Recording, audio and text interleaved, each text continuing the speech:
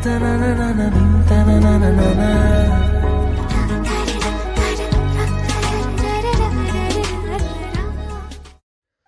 সাহেব, আমার চাকরিটা কি হবে?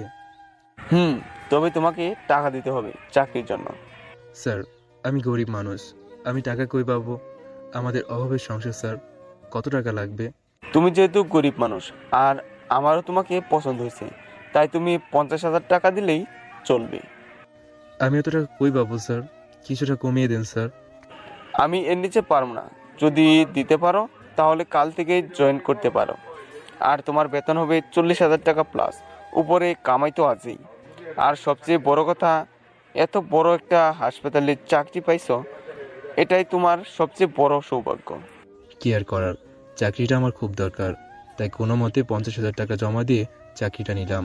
আর ঘুষ না দিয়ে উপায় নাই, কারণ ঘুষ ছাড়া কারো চাকরি হয় না। চাকরি পাওয়ার জন্য অনেক লোক আছে যারা অনেক টাকা ঘুষ দিতে প্রস্তুত। সেখানে যদি আমি ঘুষ না দিই, তাহলে ওদের মধ্যে একজন চাকরিটা পেয়ে যাবে, যার কারণে এক প্রকার বাধ্য হয়ে ঘুষ দিয়ে চাকরিটা নিলাম। আপনাদের পরিচয় দেই, আমি ইসরাফিল তালুকদার। আমার পরিবারের শুধু আমি আর আমার মা আছে, বাকিটা গল্পেই জানতে পারবেন। আজ তাড়াতাড়ি বাসায় চলে আসলাম, ফ্রেশ হয়ে খাওয়া দাওয়া করলাম। আজ ক্লান্ত লাগতেছে, তাই একটু ঘুমিয়ে নিলাম। ওহ, আপনাদের মনে প্রশ্ন থাকতে পারে এতক্ষণ কিসের চাকরির কথা বললাম। তাহলে শুনুন, আজ বাংলাদেশের সবচেয়ে বড় হাসপাতালে, মরিয়ম প্রাইভেট হাসপাতালে কিছু ওয়ার্ড বয় পোস্ট লোক নেবে। আমি সেই পোস্টে চাকরি করার জন্য আবেদন করেছিলাম।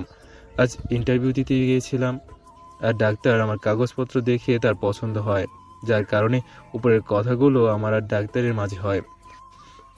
এক ঘুমে বিকেলে ঘুম থেকে উঠলাম, তারপর সারাটা বিকেল বাইরে ঘোরাঘুরি করে বাড়িতে চলে আসলাম। আমি প্রায় বিকালে বাইরে ঘোরাঘুরি করি। রাতে খাবার খেয়ে তাড়াতাড়ি ঘুমিয়ে পড়লাম, কেননা কাল থেকে আমাকে নতুন চাকরিতে জয়েন করতে হবে, আর প্রথম দিন কোনোভাবে দেরি করা যাবে না। সকালে তাড়াতাড়ি ঘুম থেকে উঠলাম, তারপর ফ্রেশ হয়ে খাওয়া দাওয়া করে হাসপাতালের উদ্দেশ্যে রওনা দিলাম। ভাগ্য ভালো বলে তাড়াতাড়ি একটা সিএনজি পাই, আর সেই সিএনজিতে চড়েই হাসপাতালে চলে যাই। তারপর হাসপাতালে গিয়ে সবার সাথে পরিচয় হই, আর আমার কি কি কাজ সব শিখতে থাকি। আজকে প্রথম দিন, তাই বিকেলে আমাকে ছুটি দিয়ে দিল। আমি বাসায় চলে আসলাম আর ফ্রেশ হতে চলে গেলাম। আপনারা অনেকেই বলবেন আমার আম্মুর কথা কেন বলি না। আসলে আমি আর আম্মু দুজনে আলাদা থাকি, তাই এখন আর আম্মুর কথা বলতেছি না। ফ্রেশ হয়ে আজও বিকেলে বাইরে ঘুরতে গেলাম। সারা বিকেল ঘোরাঘুরি করে রাতে বাড়িতে ফিরলাম। তারপর ফ্রেশ হয়ে রাতের খাবার খেয়ে ঘুমিয়ে পড়লাম। পরের দিন যথারীত হাসপাতালে পৌঁছালাম। হাসপাতালে গিয়ে শুনতে পেলাম আজ নাকি হাসপাতালে নতুন একজন মহিলা ডাক্তার জয়েন করবেন। উনি নাকি বিদেশ থেকে ডক্টরি পড়ে আসছেন। উনি আগেই বিদেশে ডাক্তারি করতেন বলতে উনি কয়েক বছর যাবৎ বিদেশে ডাক্তারি করছেন। তিনি জন্মসূত্রে বাংলাদেশি, তার বাবা মা বাংলাদেশে থাকে। তার বাবা মায়ের কথায় তিনি বিদেশে ডক্টরি ছেড়ে বাংলাদেশে ডক্টরি করার সিদ্ধান্ত নিয়েছে। তার বাবা মায়ের কথা হলো, আমার মেয়ে বেশ কয়েক বছর যাবৎ বিদেশে ডক্টরি করছে, আমাদের ছেড়ে অনেক দূরে থাকছে, এখন আর বিদেশে ডক্টরি করার দরকার নেই, বাংলাদেশে করলেই চলবে। তাই তিনি আমাদের হাসপাতালে ডক্টরি করার সিদ্ধান্ত নিয়েছেন। আপনারা আগেই জেনেছেন আমি যে হাসপাতালে চাকরি করি সেটা হলো বাংলাদেশের সবচেয়ে বড় হাসপাতাল, মরিয়ম প্রাইভেট হাসপাতাল। এটা নাকি তার ছেলে তার জন্য করেছে, অথচ আজ পর্যন্ত কেউ তার ছেলেকে দেখেনি। তো কিছুক্ষণের মধ্যে মহিলা ডাক্তারটি হাসপাতালে প্রবেশ করলো। আমি ডাক্তারিনীকে দেখে হা করে তাকিয়ে আছি। এত সুন্দরী মানুষ কিভাবে হয়? আমি ডাক্তারিনীর উপর ক্রাশ খেয়েছি। কি আজব ব্যাপার না, যে ছেলে কোনোদিন কোনো মেয়ের দিকে তাকায়নি সে ছেলে ডাক্তারের উপর ক্রাশ খেয়ে গেল। ভাবা যায় এগুলো?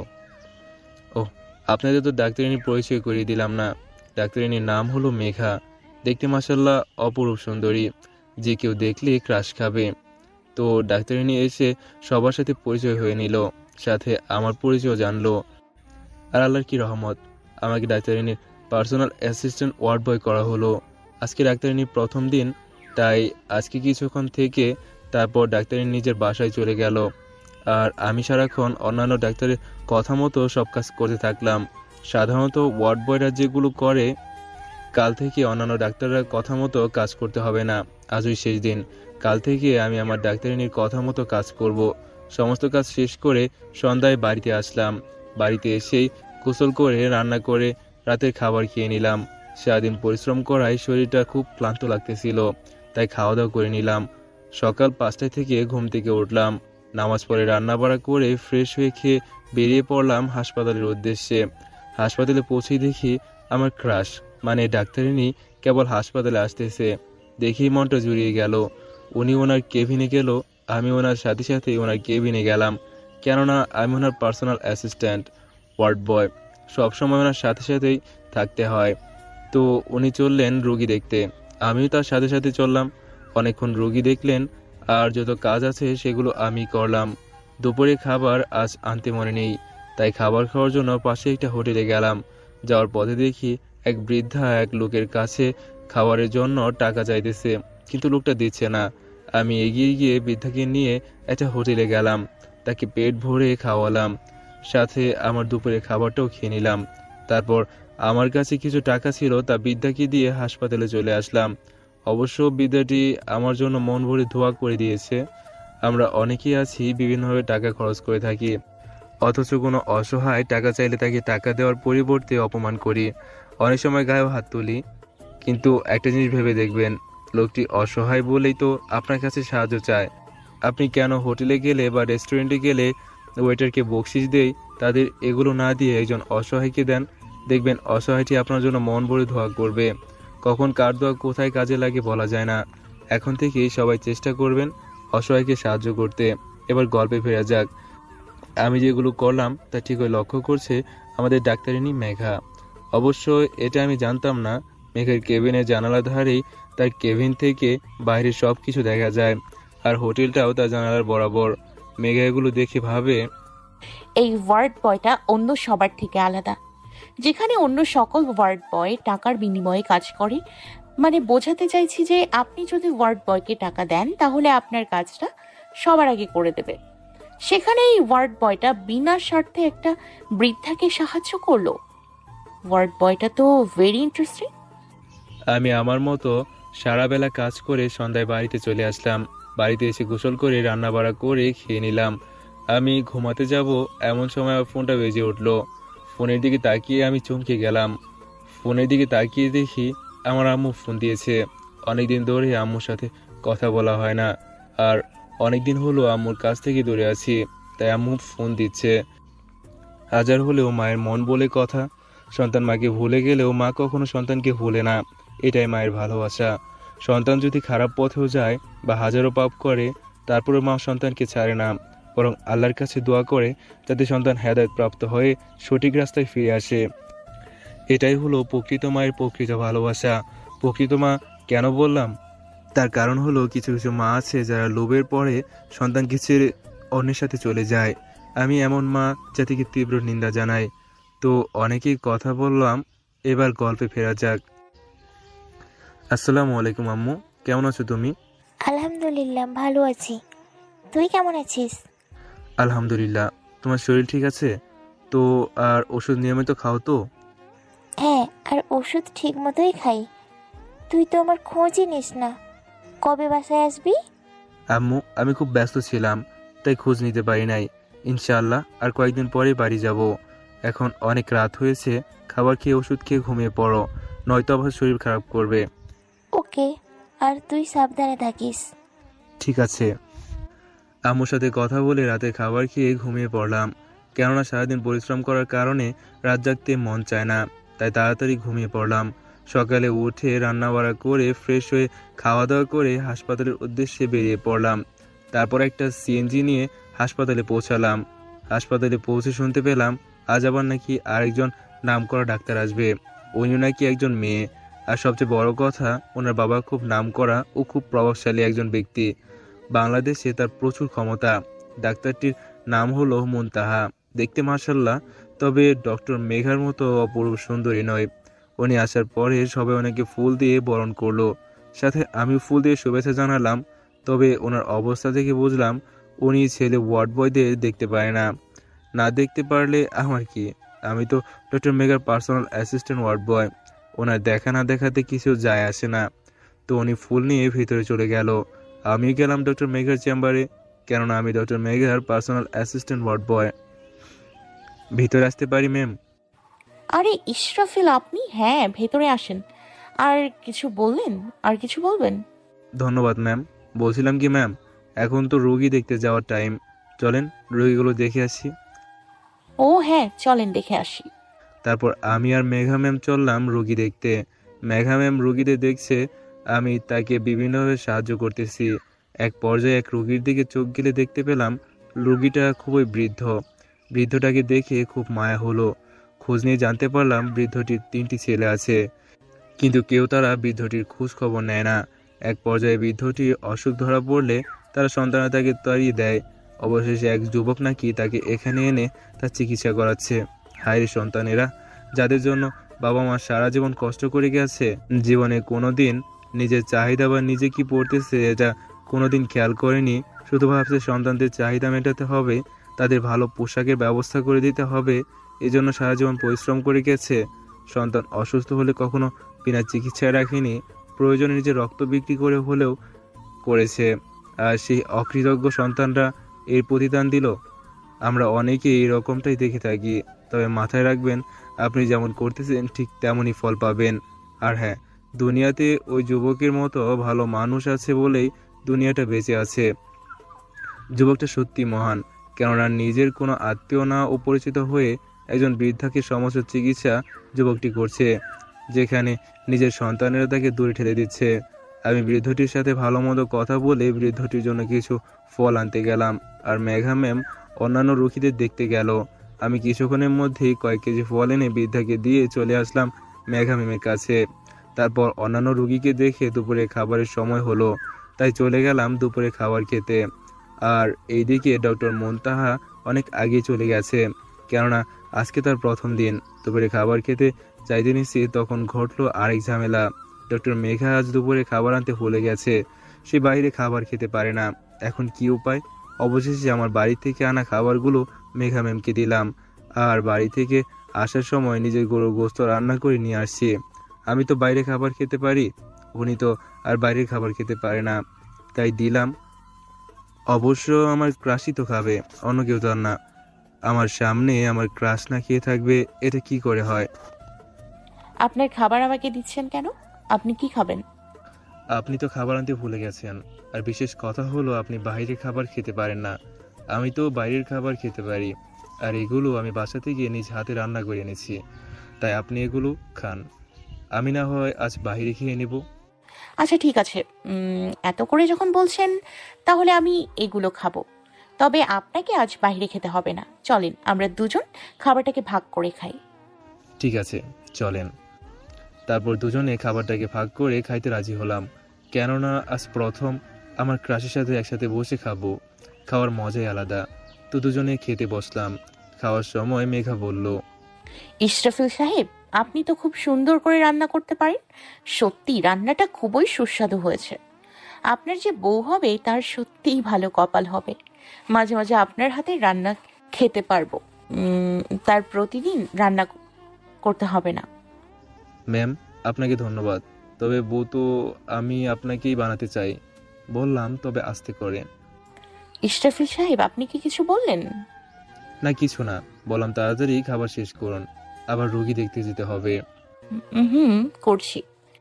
তারপর খাওয়া দাওয়া শেষ করে সারা বিকেল রোগী দেখে সন্ধ্যায় বাড়িতে আসলাম।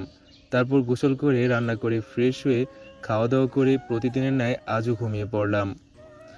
হাসপাতালে পৌঁছেই দেখি আরেক ঝামেলা। হ্যাঁ, আপনারা ঠিকই ধরেছেন, ডক্টর মোন্তাহাই ঝামেলাটা করেছে। তিনি কোনো ছেলে ওয়ার্ড বয়কে দেখতে পারেন না, এমনকি পুরনো নার্সগুলোও তার পছন্দ না। তার চাই একজন স্মার্ট সুন্দরী নার্স, তবে তার মতো সুন্দরী না, যে হবে তার পার্সোনাল অ্যাসিস্ট্যান্ট। তবে সব ডাক্তাররা এটা মেনে নিয়েছে এবং আজ একটি স্মার্ট সুন্দরী নার্স নিয়োগ দেওয়া হবে, কেননা আগেই বলেছি মোন্তাহার বাবা একজন প্রভাবশালী লোক। এছাড়াও ডক্টর মোন্তাহাও একজন বড় মাপের ডক্টর, তারও এই হসপিটালে থাকা দরকার। তিনি বাইরের দেশ থেকে ডক্টরি করে এসেছেন, তাই সবকিছু ভেবে নতুন একজন সুন্দরী ও স্মার্ট নার্সের নিয়োগ দেওয়ার সিদ্ধান্ত নেওয়া হয়েছে। আমিও হাসপাতালে পৌঁছালাম। তার অল্প কিছু সময়ের মধ্যে ডক্টর মেঘা হাসপাতালে প্রবেশ করলো। আমিও গেলাম ওনার পিছনে পিছনে। তো ডক্টর মেঘার কেবিনে প্রবেশ করার পর ডাকে মেঘা আমাকে জিজ্ঞেস করলো, ইশরাফিল সাহেব কেমন আছেন? আলহামদুলিল্লাহ, আপনি কেমন আছেন? আলহামদুলিল্লাহ। তো ইসরাফিল সাহেব, বাইরে কি নিয়ে আলোচনা হচ্ছে? আর বললেন না ম্যাম, ওই যে নতুন ডক্টর আসছে না, ডক্টর মুনতাহা, উনি বলেছেন যে ওনার নাকি আগে নার্সগুলো পছন্দ না, তার নাকি নতুন স্মার্ট নার্স লাগবে। তাই মুনতাহা ম্যামের জন্য পার্সোনাল অ্যাসিস্ট্যান্ট স্মার্ট সুন্দরী নার্স নিয়োগ দেওয়া হবে। বাইরে তাই নিয়োগ আলোচনা চলছে। ও, তার জন্যই বাইরে এত আলোচনা হচ্ছে। আচ্ছা, বাইরে যা মনে হয় তা নিয়ে আলোচনা হোক গে। চলেন আমরা রোগী দেখতে যাই। আচ্ছা চলেন। তারপর আমি আর মেঘা ম্যাম চলে গেলাম। আমি আর মেঘা ম্যাম রোগী দেখতে লাগলাম। আর অল্প সময়ের মধ্যেই নার্স নিয়োগ শুরু হলো। অনেকেই আসছে ইন্টারভিউ দিতে, সবাই স্মার্ট। এদের মধ্যে একজনকে সিলেক্ট করা হলো, নাম ইরা। দেখতে যেমন স্মার্ট তেমনই সুন্দরী, কিন্তু মুনতাহার মতো সুন্দরী না, তবে একদম মুনতাহার মনের মতো পাওয়া গেছে। ইরাকে মুনতাহার পার্সোনাল অ্যাসিস্ট্যান্ট করে রাখা হলো। আর আজকের মতো ইরা চলে গেল। কাল থেকে ওর কাজ শুরু। এরা চলে যাওয়ার পর ডক্টর মুনতাহাও গেলেন রোগী দেখতে। আমি আর মেঘা রোগী দেখে দুপুরে আসলাম খাওয়ার জন্য। যে আমি বললাম খাবার খেতে যেতে নেব, তখন মেঘা ম্যাম বলল, ইসরাফিল সাহেব কোথায় যান? আমার খাবার খেতে যাচ্ছি। দুপুরে খাবার সময় তো হয়েছে, তাই খেতে যাচ্ছি। আপনি এখন খাবার নিয়ে এসে আমার সাথে খাবেন, আমরা দুজন একসাথে খাবো। আচ্ছা ঠিক আছে। আমার ক্রাশ আমার সাথে যেতে চাইছে, আমি কি না করতে পারি? আপনারাই বলেন। শত হোক আমার ক্রাশই তো। রাজি হয়ে খাবার আনতে গেলাম। একেবারে ফ্রেশ হয়ে খাবার নিয়ে মেঘার ক্যাবিনে আসলাম। এইদিকে মেঘা ফ্রেশ হতে চলে গেল, আর কিছুক্ষণের মধ্যেই ফ্রেশ হয়ে আসলো। আমি গিয়ে খাবার নিয়ে মেঘার পাশে বসলাম। তারপর মেঘা তার খাবার বের করে বলল, কাল তো আমি আপনার খাবার খেয়েছি, আজ আপনি আমার খাবার খান। ম্যাম, আপনি কি শোধ দিতে যাচ্ছেন? আমি কি আপনাকে শোধ করার জন্য খাইতে বলছি? সব সময় এক লাইন বেশি বোঝে। এত কষ্ট করে রান্না করলাম ওনার জন্য, আর উনি শোধের কথা বইলা মুডটাই নষ্ট করে দিল। কথাটা মেঘা মনে করেই বলল। না, তবে কাল আমি আপনারে আমার খাবার খাওয়াইছি, আর আজকে আপনি আমার জন্য খাবার আনছেন, তাই আর কি বললাম। তবে আমি যেগুলো রান্না করে আনছি সেগুলো কি হবে? এক কাজ করি, আপনি আমার খাবার খান আর আমি আপনার খাবার খাই। সত্যি বলতে আপনার খাবার খুব ভালো লেগেছে আমার। এই সুযোগ হাতছাড়া করা যাবে না। আমার ক্রাশির হাতের রান্না কেমন তা জানার সুযোগ এসেছে। আজ না হয় কাল তো ওনার হাতেই রান্না খেতে হবে। যদি ভালো না হয় তবে আমাকেই তাকে ভালো রান্না শেখাতে হবে। তাই আমি খাবার বদল করে খেতে রাজি হলাম। আচ্ছা চলেন খাওয়া শুরু করি। বিসমিল্লাহ বলে এক লুকমা মুখে দিলাম। রান্নাটা এত সুন্দর হয়েছে বলার বাইরে। তাহলে আমার কাজ যেমন সুন্দর, তার রান্নাটাও অপূর্ব সুন্দর। তবে এটা মানতেই হবে, আমার কাজ সব দিক দিয়েই পারফেক্ট। এত সুন্দর খাবার দেখে আমার আর লোভ সামলাতে পারলাম না। সম্পূর্ণ শেষ করে ফেলেছি খেয়ে। শেষমেশ আঙুল চেটে খাইছি। তাহলে বোঝেন রান্নাটা কত মজা হয়েছে। ইস্টাপিল সাহেব, বললেন না তো খাবারটা কেমন হয়েছে? কি আর বলবো, সত্যি রান্নাটা অসাধারণ হয়েছে, অনেক সুন্দর হয়েছে, ঠিক আপনার মতো। এই কথাটা বলাতেই মেঘা ম্যাম লজ্জা পেল। থাক, আর প্রশংসা করতে হবে না, আপনার রান্নাটাও কম না। এখন চলেন রোগী দেখতে যাই। আচ্ছা চলেন যাই। তারপর আমি আর মেঘা রোগী দেখতে চলে গেলাম। আর ওইদিকে ডাক্তার মুনতাহার অ্যাসিস্ট্যান্ট না থাকার কারণে দুপুর পর্যন্ত রোগী দেখে ছুটি নিয়ে বাসায় চলে গেছে। আর এইদিকে আমি আর মেঘা ম্যাম সারা বিকেল রোগী দেখে সন্ধ্যায় বাসায় এসে প্রতিদিনের মতো গোসল করে রান্নাবাড়া করে ফ্রেশ হয়ে খাওয়া দাওয়া করে ঘুমাতে যাব। এমন সময় আমার ফোনটা বেজে উঠল। ফোনের দিকে তাকিয়ে দেখি মেঘা নামে সেভ করা, তার মানে মেঘাই ফোন দিয়েছে।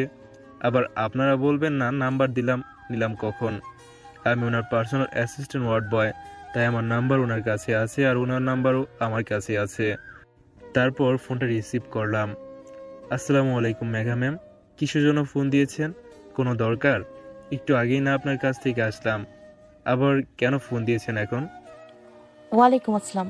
এতগুলো প্রশ্ন একবারে করলে উত্তর কিভাবে দিব? তবে কোনো দরকার নেই, এমনি ফোন দিতে মন চাইলো ফোন দিলাম। আচ্ছা ঠিক আছে, আমি এখন খুব ক্লান্ত, এখন ঘুমাবো, সকালে কথা বলবো। তবে যেহেতু ফোন দিয়েছেন তবে 5 মিনিট কথা বলতে পারেন। এর বেশি সময় আমি কথা বলতে পারবো না ম্যাম। ওকে, 5 মিনিট কথা বললে চলবে। আমার খুব বোরিং লাগতেছে, তাই একটু কথা বলার জন্য ফোন দিলাম। আর আমিও ক্লান্ত, আমিও একটু পরেই ঘুমোবো। তারপর মেঘার সাথে 5 মিনিট কথা বলে আমি হারিয়ে গেলাম ঘুমের রাজ্যে। এক ঘুমেই সকাল। প্রতিদিনের মতো যাবতীয় কাজ করে খাওয়া দাওয়া করে বেরিয়ে পড়লাম হাসপাতালের উদ্দেশ্যে। হাসপাতালে যাওয়ার পর একটা ঘটনা ঘটলো। আপনারা যা মনে করেছেন তা নয়। আজ মুনতাহা কিছু করেনি, আজ করেছি ইরা। আমি তাড়াতাড়ি ভিতরে প্রবেশ করতে নিচ্ছি, আর ওইদিকে ইরাও ভিতর থেকে বাইরে আসতেছিল। কেউ কাউকে খেয়াল করিনি, যার ফলস্বরূপ দুজনে ধাক্কা লেগে যায়। আমি তাড়াতাড়ি উঠে ওনার দিকে হাত বাড়িয়ে দিলাম আর পড়ে যাওয়া জিনিসগুলো তুলে দিলাম। আপনারা হয়তো ভাবতেছেন এখন ইরা উঠে আমাকে ঠাস করে একটা থাপ্পড় দেবে, তাই না? না, ইরা এটা করেনি, বরং দুজনেই দুজনকে সরি বলে যে যার কাজে চলে গেলাম। এখন ইরা বুঝতে পেরেছে এখানে কারো একারই দোষ না, দোষ দুজনেরই। দুজনেই বেখেয়ালি, এজন্যই দুজন ধাক্কা লেগে গেছে। এদিকে ডক্টর মুনতাহা অনেকক্ষণ ধরে নিজেকে চেম্বারে বসে আছে ইরার জন্য, কেননা ইরা মুনতাহার পার্সোনাল অ্যাসিস্ট্যান্ট নার্স। মুনতাহাও ইরাকে দেখে রোগী দেখতে চলে যাবে। অল্প কিছুক্ষণের মধ্যেই মুনতাহার রুমে প্রবেশ করলো। মুনতাহা ইরাকে জিজ্ঞেস করলো, আজ তোমার এত দেরি হলো কেন? আমি আজ আগেই আসছি, একটু ফ্রেশ হতে গিয়েছিলাম, তাই দেরি হয়ে গেছে। নেক্সট টাইম থেকে যেন আর এমন দেরি না হয়, বুঝছো? জি ম্যাম। আচ্ছা চলো, এখন আমরা রুগী দেখতে চাই। ওকে চলেন। এই বলে ইরা আর মুনতাহা রোগী দেখতে চলে গেল। আর এইদিকে আমি ডক্টর মেঘার জন্য ওয়েট করতেছি, কখন উনি ওয়াশরুম থেকে বের হবে, কখন আমরা রোগী দেখতে যাব। অপেক্ষা করতে করতে প্রায় 20 মিনিট পার হয়ে গেল, তাও তার বের হওয়ার নামই নাই। বুঝি না মেয়েরা ফ্রেশ হওয়ার নাম নিয়ে যে কি করে আল্লাহ ভালো জানে। না হলে এত সময় লাগে ফ্রেশ হতে? মনে হয় ফ্রেশ হওয়ার নাম করে সঙ্গে আনা আটা ময়দা বসে বসে মাখে। আটা ময়দা মাখতে দেরি হয়, তাই মনে হয় মেয়েদের ফ্রেশ হতে এত দেরি লাগে। আমি সত্যিটা জানি না, আপনারা কেউ জানলে আমাকে জানায়েন। অবশেষে 25 মিনিটের মাথায় মেঘা বের হলো, কিন্তু আমার ধারণা তো ঠিক হলো না। উনি তো মুখে আটা ময়দা মাখিনি, তাহলে এত সময় উনি ভিতরে কি করলো? যা মনে হয় তাই করুক, এটা ওনার ব্যক্তিগত ব্যাপার। উনি বের হওয়ার পরে আমি বললাম, আপনি তাহলে বের হয়েছেন ম্যাডাম? আচ্ছা চলেন তাহলে। আচ্ছা চলেন যাই। আমি আর মেঘা চলে গেলাম রোগী দেখতে। এদিকে আমেরিকার বিখ্যাত হসপিটাল একটা ক্রিটিক্যাল রোগী আনা হয়েছে। রোগীর খুব তাড়াতাড়ি অপারেশন করাতে হবে, নয়তো রোগীকে বাঁচানো যাবে না। রোগীর অপারেশন করতে কোনো ডাক্তারের সাহস পাচ্ছে না, কেননা সামান্য পরিমাণ ভুল হলেই রোগী মারা যাবে। রোগী আমেরিকার খুব প্রভাবশালী ও প্রচুর ধনী একজন লোক। তাদের কাছে টাকা যেমন হাতের ময়লা, যে কোনো কিছুর বিনিময় হলেও রোগীকে বাঁচাতে হবে। প্রয়োজনে দেশের নাম করা যত ডাক্তার আছে সবাইকে আনার ব্যবস্থা করতে বলতেছে। তারা নাকি হসপিটাল সহ ডাক্তার আনা নেওয়া, এমনকি ডাক্তার যত টাকা লাগে তারাই দেবে। তবু রোগীকে বাঁচানোর জন্য ডাক্তার আনতেই বলতেছে। জরুরি ভিত্তিতে ওই হাসপাতালের সমস্ত ডাক্তারদের নিয়ে মিটিং ডাকা হয়েছে, যে কোথা থেকে কোন ডাক্তার আনা যায় এটা নিয়ে সমালোচনা করা হবে এবং দ্রুত ও তাড়াতাড়ি সিদ্ধান্ত নেওয়া হবে। এইদিকে আমি আর মেঘা রোগী দেখে দুপুরে আসলাম খাওয়ার জন্য। আজ আর মেঘার সাথে খেলাম না, কারণ আজ আমি দুপুরে খাবার নিয়ে আসি নাই, তাই হোটেলে গিয়ে দুপুরে খাবার খাবো। হোটেলে খাওয়ার জন্য বের হয়েছি, পেছন থেকে এটা পিচ্ছি আঙ্কেল বলে ডাক দিল। আমি পেছনে ঘুরেই পিচ্ছির দিকে তাকালাম। তাকিয়ে দেখি পিচ্ছিটা খুবই ক্ষুধার্ত, মনে হয় দুদিন ধরে কিছুই খায় না।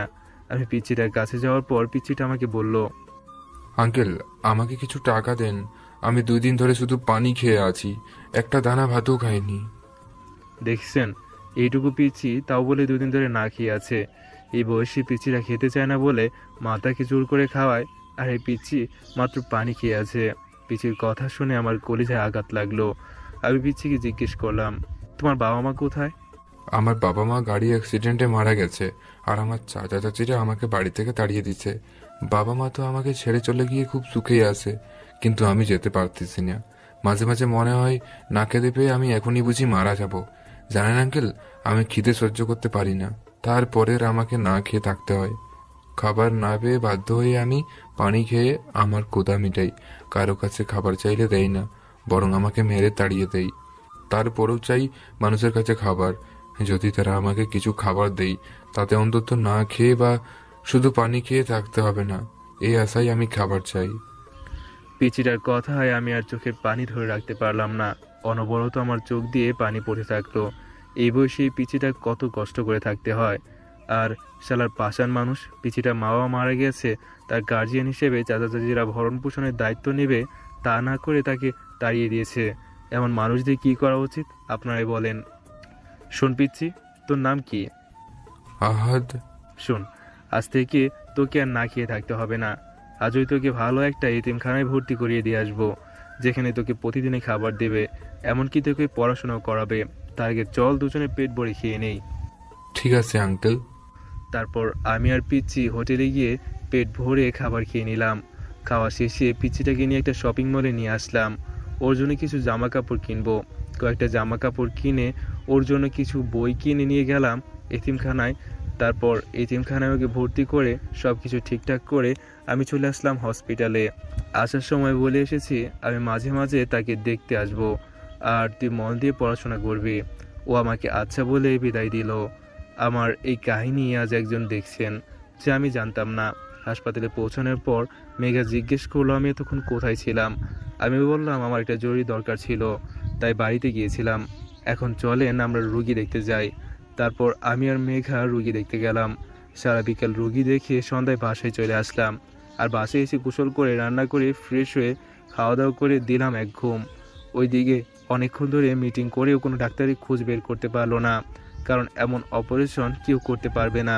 ওনাদের মধ্যে একজন বলে উঠল, একজন ডাক্তারই এই অপারেশনটা করতে পারবে। উনি এর চেয়ে অনেক কঠিন অপারেশন করতে পারে। উনি বিশ্বের একমাত্র ডাক্তার যে কিনা খুব ভয়ঙ্কর অপারেশন করতে পারে। তিনি 5 বছর আগেও এর চেয়ে ক্রিটিক্যাল অপারেশন করেছে। অবশ্য আজ পর্যন্ত তাকে কোনো মিডিয়া লোক দেখেনি, এমনকি কোনো ডাক্তারও তাকে দেখেনি। উনি সবসময় সার্জিক্যাল মাস্ক পরে অপারেশন করেন এবং অপারেশন শেষে মাস্ক পরে নিজস্ব হেলিকপ্টার করে চলে যান। উনি 5 বছর আগে কানাডায় এমন একটা অপারেশন করেছিল, ওইখানে গেলেই ওনার বিষয়ে সমস্ত খোঁজ পাওয়া যাবে। বাকি সব ডাক্তাররা সিদ্ধান্ত নিল যে অপারেশনটা ওনারই দিয়ে করাবে। এমনকি ওনার বিষয়ে জানার জন্য কয়েকজন ডাক্তার কানাডার উদ্দেশ্যে রওনা হলো। আর এই দিকে আমি সকালে ঘুম থেকে উঠলাম, তারপর রান্না করলাম। রান্না করে ফ্রেশ হয়ে খাওয়া দাওয়া করে হাসপাতালের উদ্দেশ্যে রওনা হলাম। হাসপাতালে গিয়ে শুনি আজ নাকি ডক্টর মেঘা কয়েকদিনের জন্য ছুটি নেবে এবং সে কিছুদিনের জন্য আমেরিকায় যাবে। তার মামা নাকি খুব অসুস্থ, তাই সেখানেই তার মামাকে দেখতে যাবে।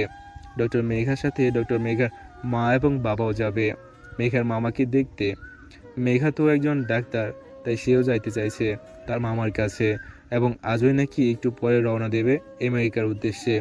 এটা শুনে তো আমার মন খারাপ হয়ে গেল, কেননা সে আমার ক্রাশ। সে চলে গেলে অনেকদিন তাকে দেখতে পারবো না। প্রতিদিন তাকে দেখতে এক প্রকার আনন্দ ও তৃপ্তি পাই। হাজার হোক সে আমার একমাত্র ক্রাশ বলে কথা। যারা ক্রাশ খেয়েছেন তারাই বুঝবেন যে ক্রাশকে প্রতিদিন দেখতে পেলে কতটা আনন্দ লাগে, আর না দেখতে পেলে মনটা কতটা আনচান আনচান করে। একমাত্র তারাই বুঝবেন যারা খেয়েছেন। তো সে যাই হোক, মেঘা যাওয়াটা অবশ্য দরকার। এই সময় ডাক্তার হিসেবে মেঘার ওইখানে যাওয়া উচিত। শুধু ডাক্তারের জন্য না, ভাগ্নি হিসেবেও যাওয়া উচিত। কিছু সময় পর ডক্টর মেঘা ছুটি নিয়ে হাসপাতাল থেকে ছুটি নিয়ে চলে গেলেন। আমি গেলাম ছুটির জন্য, কেননা আমি ওনার পার্সোনাল অ্যাসিস্ট্যান্ট ওয়ার্ড বয়।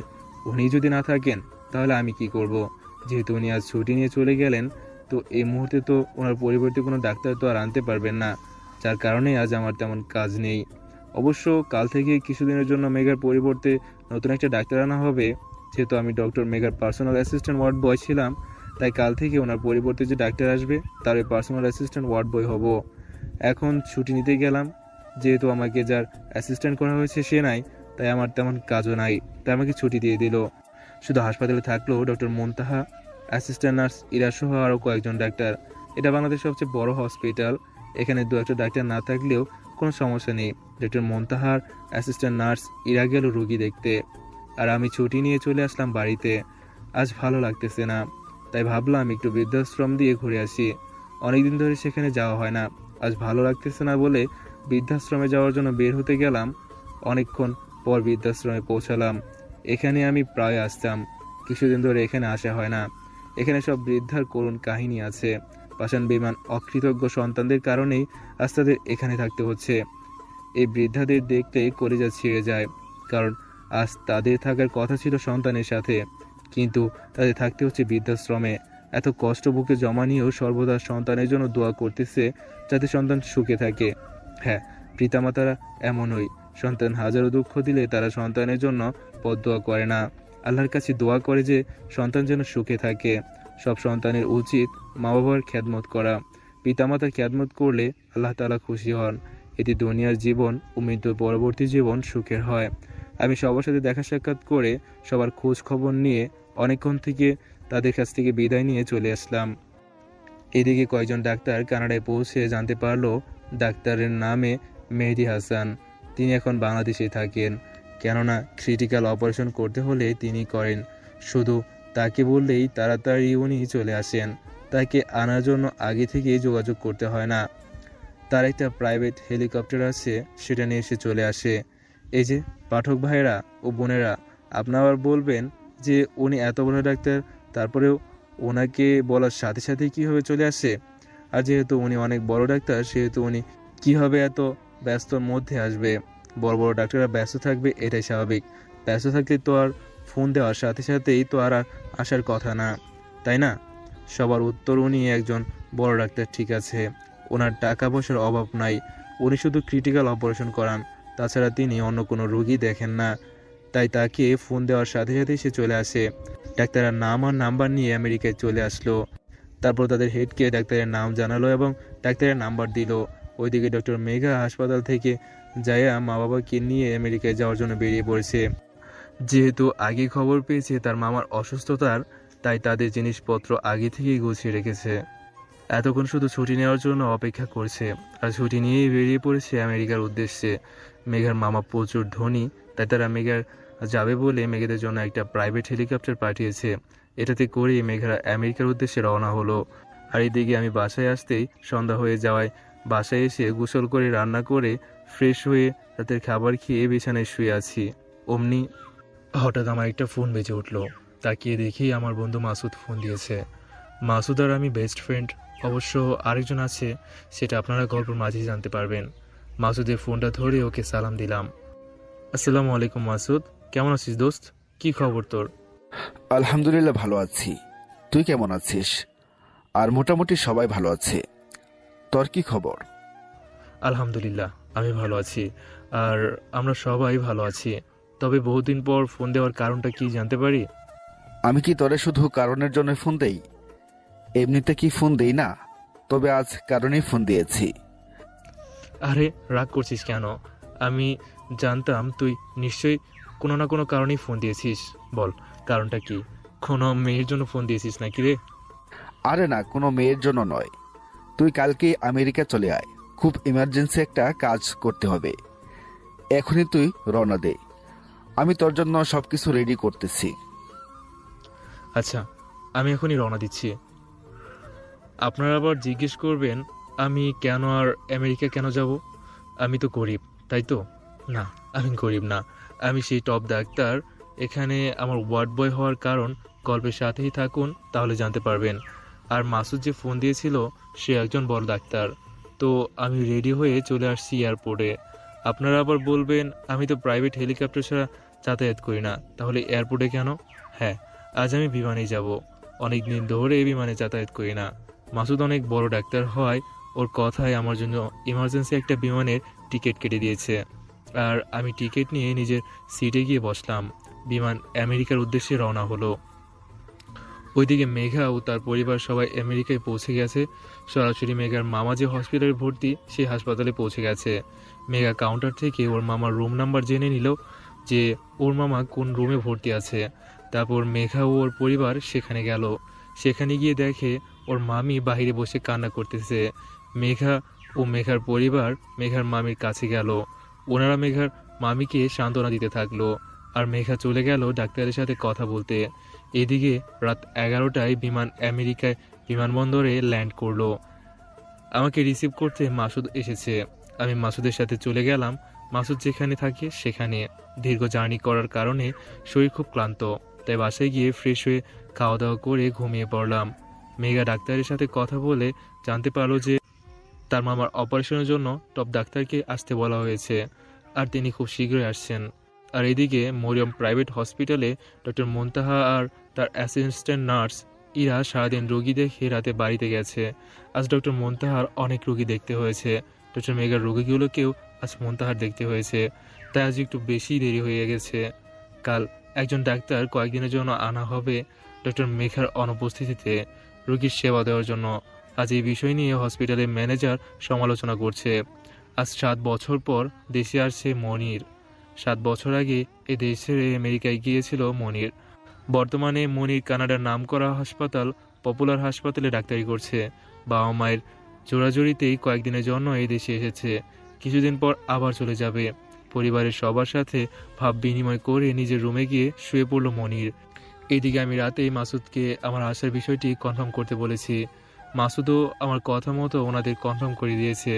সকাল 4টায় ঘুম থেকে উঠলাম, তারপর নামাজ পড়ে একটু হাঁটাহাঁটি করলাম। হাঁটাহাঁটি করে বাসায় এসে খাওয়া দাওয়া করলাম। তারপর আমি বাসায় থেকে সার্জিক্যাল মাস্ক সহ অপারেশন করার জন্য এমনভাবে পোশাক পরলাম যাতে কেউ আমাকে চিনতে না পারে। আমার জন্য মাসুদ এগুলো আগে থেকেই ব্যবস্থা করে রেখেছে, তাই এখন এগুলো পরে মাসুদের দেওয়ার ঠিকানা মোতাবেক রওনা দিলাম। ওহ, আপনারা আবার বলবেন আমার সাথে যোগাযোগ না করে মাসুদের সাথে কেন যোগাযোগ করলো। আসলে আমি আমার সিমটা মাসুদরে দিয়েছি, যদি কেউ আমার খোঁজ খবর করে তাহলে ওই আমাকে জানায়, তাই তারা আমার সাথে যোগাযোগ না করিয়া মাসুদের সাথে করেছে। এইদিকে মেঘা সকাল থেকেই খুব ব্যস্ত, কেননা আজ ওর মামার অপারেশন। মেঘা এখন পর্যন্ত ডাক্তারের নামটাও জানে না, অবশ্য জানার দরকার নাই। কিছুক্ষণ পর মেঘার মামার অপারেশন, তাই মেঘা অন্যান্য ডাক্তারের সাথে মেঘা নিজেও হেল্প করেছে, কেননা মেঘাও একজন ডাক্তার, তারও এই বিষয়ে অভিজ্ঞতা আছে। এদিকে মুনতাহা সকাল সকালই হাসপাতালে চলে এসেছে, কেননা আজ নাকি কয়েকদিনের জন্য একজন নতুন ডাক্তার আসবে।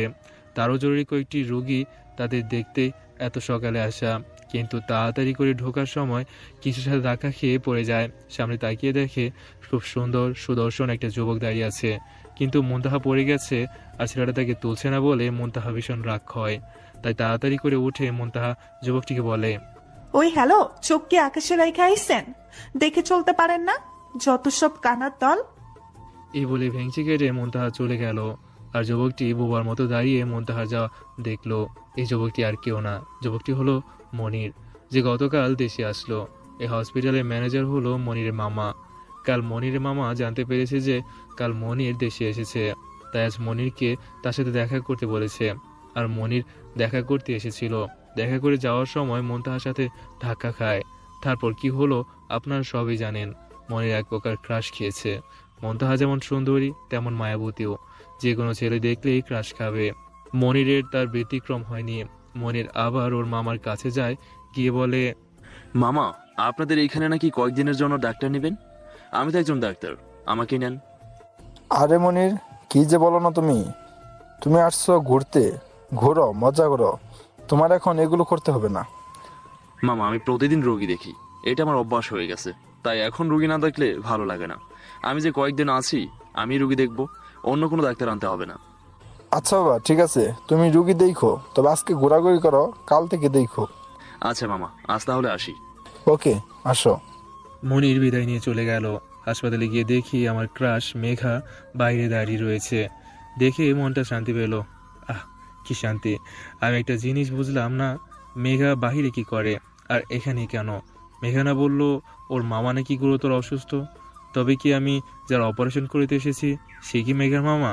যদি হয়ে থাকে তাহলেও সমস্যা নেই, মামা শ্বশুরের অপারেশন করতে পারবো। যদিও হয় নাই, তবে মামা শ্বশুর তো হবে। মেঘা আমাকে দেখে আমার দিকেই এগিয়ে এসেছে। অবশ্য আমাকে চিনতে পারে নাই, কারণ আমার সারা শরীরে সার্জিক্যাল পোশাক দিয়ে ঢাকা। মেঘা আমাকে ওর সাথে যেতে বলল। আমি মাথা নেড়ে সম্মতি দিলাম। কথা বললাম না, কারণ ও আমার কণ্ঠ ভালো করেই চিনে। কথা বললেই ধরা পড়ে যাব। মেঘা মনে মনে ভাবে, ডক্টর ডক্টর বোবা নাকি? কথা বললো না কেন? শুধু মাথা নাড়ালো না, বোবা হবে কেন? সাধারণত বোবারা তো কানে শুনে না। উনি যদি বোবা হতেন, ওনার পক্ষে এত বড় একজন ডক্টর হওয়া সম্ভব হতো না। হয়তো ডক্টর অনেক চুপচাপ থাকে, তাই কথা বলে না। আমি মেঘার সাথে গেলাম অন্য ডাক্তারদের সাথে দেখা করে সাক্ষাৎ করতে। গিয়ে দেখা সাক্ষাৎ করলাম আর অপারেশনের কাজ শুরু করব, তাই রোগীকে অপারেশন থিয়েটারে নিয়ে যেতে বললাম। আর এইদিকে আজ হিরোর মতো মরিয়ম প্রাইভেট হসপিটালে এন্ট্রি নিল doctor Monir Chowdhury. Black T shirt, black pant, black blazer, black ঘড়ি, ব্ল্যাক শু, পুরো ব্ল্যাক বয়। শুধু মুখটা উজ্জ্বল সুন্দর, এতে মনিরকে আজ অনেক সুন্দর দেখাচ্ছে। যে কোনো মেয়েই দেখলে বস্তা বস্তা ক্রাশ খাবে। আর এদিকে মুনতাহাও কম না, আজ কি মনে করে যেন ব্ল্যাক কালারের একটা 3 পিস পরে এসেছে। এতে মুনতাহা চকলেট গালের মতো লাগছে। মনির অধীর আগ্রহে মুনতাহার জন্য বসে আছে, কখন মুনতাহা আসবে। কিন্তু মুনতাহার আসার কোনো খবরই নেই। অল্প কিছু সময় পরের মধ্যেই মুনতাহা চলে এসেছে। মুনতাহাকে দেখে মনির চোখ ফেরাতে পারছে না। মুনতাহারও একই অবস্থা। কিছু সময় পর মুনতাহা এইভাবে চলে গেল যে যদি আমি ওনার দিকে এভাবে তাকিয়ে থাকি তাহলে ওনার দাম বেড়ে যেতে পারে। সত্যি মেয়েরা পারেও বটে। মুনতাহা চলে যাওয়ার দিকে মনির হাবলার মতো তাকিয়ে রইল এবং কিছু সময় পর ওর মামার কাছে চলে গেল, গিয়ে জয়েন করে রোগী দেখতে চলে গেল। এদিকে মুনতাহা ভাবছে, উনি এই হাসপাতালে কি করে? শুনলাম কাল নাকি একজন নতুন ডাক্তার নিছে। উনাকে তো আবার নেয় নাই। হাই আল্লাহ, তাহলে তো আমি শেষ। উনারে দেখলে তো নিজেকে কন্ট্রোল করতে পারি না, খালি মন চাই উনারে খেয়ে ফেলি। আল্লাহ, তুমি আমাকে রক্ষা কইরো। এরপর মুনতাহা রোগী দেখতে চলে যায়। মনিরাজ মুনতাহা যেদিকে রোগী দেখে সেই দিকে আজ রোগী দেখতে এসেছে। আসলে রোগী দেখতে আসে নাই, আসছে মুনতাহাকে দেখতে। রোগী দেখা এটি সাধারণ এমন কারণ মাত্র। এইদিকে আমি অপারেশন থিয়েটারে দীর্ঘ 4 ঘন্টা অপারেশন পর অপারেশন সম্পূর্ণ করলাম। আলহামদুলিল্লাহ, আল্লাহর রহমতে খুব ভালোভাবে অপারেশন করতে পেরেছি। খুব সাবধান সহিত করতে হয়েছে, বিন্দুমাত্র ভুল করি নাই। অপারেশন শেষ করে রোগীকে বেডে পাঠিয়ে দিলাম আর আমি সোজা বাসায় চলে আসলাম, কারণ ওইখানে এগুলো চেঞ্জ করা যাবে না, করলেই ধরা পড়ে যাব। তবে আসার সময় বলে এসেছি যে রোগী 48 ঘন্টা পর জ্ঞান ফিরবে, আর কেউ যেন রোগীর সামনে কান্নাকাটি না করে বা জোরে কথা না বলে। রোগীকে কমপক্ষে 3 মাস বেড রেস্টে রাখতে হবে। মেঘা, মেঘার মামি, মেঘার পরিবারের সবাই ওর মামাকে দেখতে গেল, আর আমি বাসায় এসে গোসল করে খাওয়া দাওয়া করে দিলাম এক ঘুমে বিকেলে ঘুম থেকে উঠে ফ্রেশ হয়ে নামাজে গেলাম। নামাজ পড়ে একটু আমেরিকা কিছুটা অংশ ঘুরতে বের হলাম। আমেরিকা বিশাল বড় একটা রাষ্ট্র, এখন এটা সম্পূর্ণ ঘোরা সম্ভব না। আর এখানে আমার একটা পছন্দের জায়গা আছে, সুযোগ পেলেই ওখানে আমি মাঝে মাঝে আসতাম। বাংলাদেশে যাওয়ার পর এখানে আর আসা হয় নাই। দীর্ঘ 1 ঘন্টা পর সেই জায়গায় পৌঁছে গেলাম। আর বাংলাদেশের ডক্টর মনির চৌধুরী তো মুনতাহার প্রেমে অন্ধ হয়ে গেছে। মনির তো মুনতাহার বিনে কিছুই বলছে না। উনি যে একজন বড় ডাক্তার, ওনার সে বিশাল বড় একটা দায়িত্ব আছে, তিনি তা প্রায় ভুলেই গেছেন। সারাক্ষণ ওই মুনতাহার ভাবনায় মগ্ন থাকে, এমনকি খাওয়ার সময়ও। একদিন খাবার টেবিলে খাওয়ার সময় খাওয়া বাদ দিয়ে শুধু ভাত নাড়াচাড়া করতেছে। এটা দেখে মনিরের মা মনিরকে বলে, কি রে, খাচ্ছিস না কেন? কি হয়েছে? না মা, আর খাবো না, পেট ভরে গেছে। খাবার খেলেই না এখনই পেট ভরে গেছে?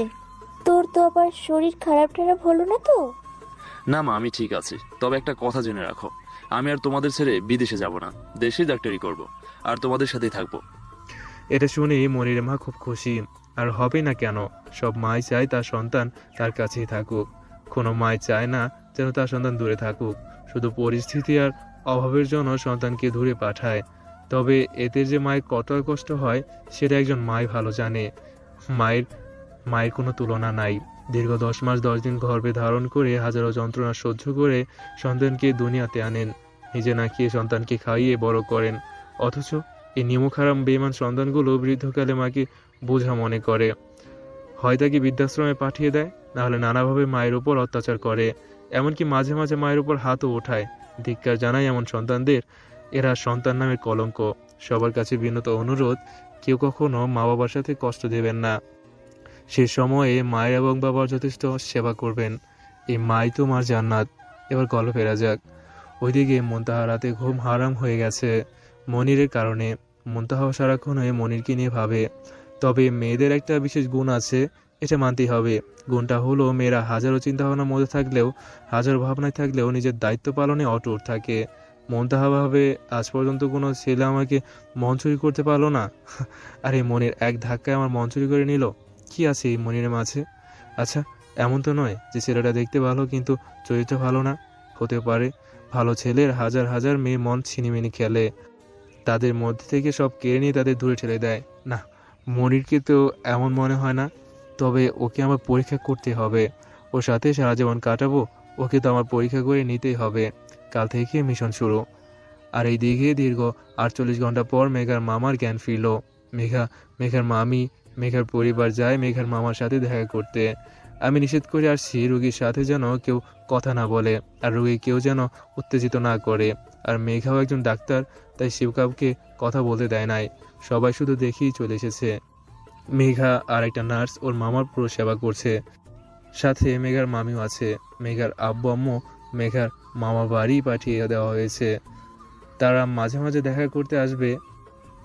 আমি যে জায়গায় আসলাম সেটা হলো প্রবীণালয় ও এতিমখানা। এখানে প্রবীণ ও এতিমরা একসাথে থাকে, তাই এটার নাম করা হয়েছে প্রবীণালয় ও এতিমখানা।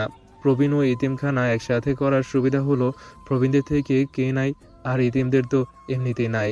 প্রবীণরা যাতে এই এতিমদের পেয়ে নিজের সন্তানদের ভুলে থাকতে পারে, আর এতিমরা যাতে কিছুটা হলেও বাবা মায়ের ভালোবাসা পেতে পারে, তার জন্যই প্রবীণালয় ও এতিমখানা একসাথে করা হয়েছে। আমার এখানে খুব ভালো লাগে, এদের দেখলেই মনটা জুড়িয়ে যায়। এরা যে এতিম, এদের দেখলে বোঝাই যায় না কত আনন্দে দিন কাটায় এরা। পাড়াপাড়ি, হাসাহাসি, খেলাধুলা আর মাঝে মধ্যে পড়াশোনা করেই এদের সুখেই দিন কাটে। এ দেখলে মনে এক প্রকার তৃপ্তি আসে যায়, বোঝানো যাবে না। আমি ওদের সাথে অনেকক্ষণ কাটিয়ে দিলাম, খাওয়ার টাকা পয়সা দিয়ে চলে আসলাম। এইদিকে বাংলাদেশে মনিরাজ যে করেই হোক মুনতাহার সাথে কথা বলবেই সিদ্ধান্ত নেয়, কিন্তু মুনতাহাজ মনিরকে পরীক্ষা করবে বলে ঠিক করেছে। মুনতাহাজ অনেক প্ল্যান করেছে মনিরকে পরীক্ষা করার জন্য। এর জন্য ও সাহায্য নেবে ওর অ্যাসিস্ট্যান্ট নার্স ইরার। ইরাও তো অনেক সুন্দরী আর স্মার্ট একটা মেয়ে, যে কোনো ছেলেকে অল্প সময়ে ঘায়েল করতে পারে এরা, এতটা সুন্দর। তাছাড়া ইরার বর্ণনা আগেই দিয়েছি, তাই এখন আর বেশি কিছু বললাম না। মুনতাহা ইরাকে নিয়েই ব্যবহার করবে। যদি মনির মেয়েবাজ হয় তাহলে সে ইরার সাথে রিলেশন করতে রাজি হয়ে যাবে, আর যদি তা না হয় তাহলে মনির রাজি হবে না। তখন মুনতাহা মনিরকে প্রপোজ করবে এবং খুব তাড়াতাড়ি তারা বিয়ে করে নেবে। মুনতাহা রাতে ইরাকে বুঝিয়ে বলেছে, ইরা কিছুতেই রাজি ছিল না। অনেক রিকোয়েস্ট করার পর ইরা রাজি হয়েছে। এতদিন ইরা আর মুনতাহার মধ্যে বন্ধুত্বের সম্পর্ক তৈরি হয়েছে। আর এইদিকে আমি রাতে বাসায় ফিরে এসেছি এবং মাসুদকে বলি, মাসুদ আমি কালকেই বাংলাদেশে ফিরে যাব, তুই সব কিছু ব্যবস্থা কর। আরে কয়টা দিন থেকে যা, তুই তো আসোসই না, অনেক ব্যস্ত মানুষ। আর কয়টা দিন আমার সাথে থেকে যা। না রে বন্ধু, আর থাকতে পারবো না, আমার কালকেই চলে যেতে হবে। তুই বাংলাদেশে যাস, তোরে নিয়ে সারা বাংলাদেশ ঘুরবো। তুই এখন আমি যে কাল যাব তার ব্যবস্থা কর। আচ্ছা করতাছি, তুই এখন খাওয়া দাওয়া করে রেস্ট নে, আমি সব কিছুর ব্যবস্থা করতাছি। ওকে। মাসুদ চলে গেল সব কিছু ব্যবস্থা করতে, আর চলে গেলাম ফ্রেশ হতে। ফ্রেশ হয়ে খাওয়া দাওয়া করে দিলাম এক ঘুম। ওইদিকে মেঘা সবসময় ওর মামার খেয়াল রেখেছে, বারবার সব কিছু চেক আপ করছে। মাঝে মাঝে মেঘার মামি মেঘার মামাকে খাওয়াচ্ছে, মাঝে মাঝে মেঘার মা বাবাও মেঘার মামাকে এসে দেখে যাচ্ছে। এত ব্যস্ততার মধ্যে মেঘা আমাকে প্রায় ভুলেই গিয়েছে। হঠাৎ মেঘার ফোনে একটা সিম কোম্পানির মিনিট অফারে একটা মেসেজ আসে।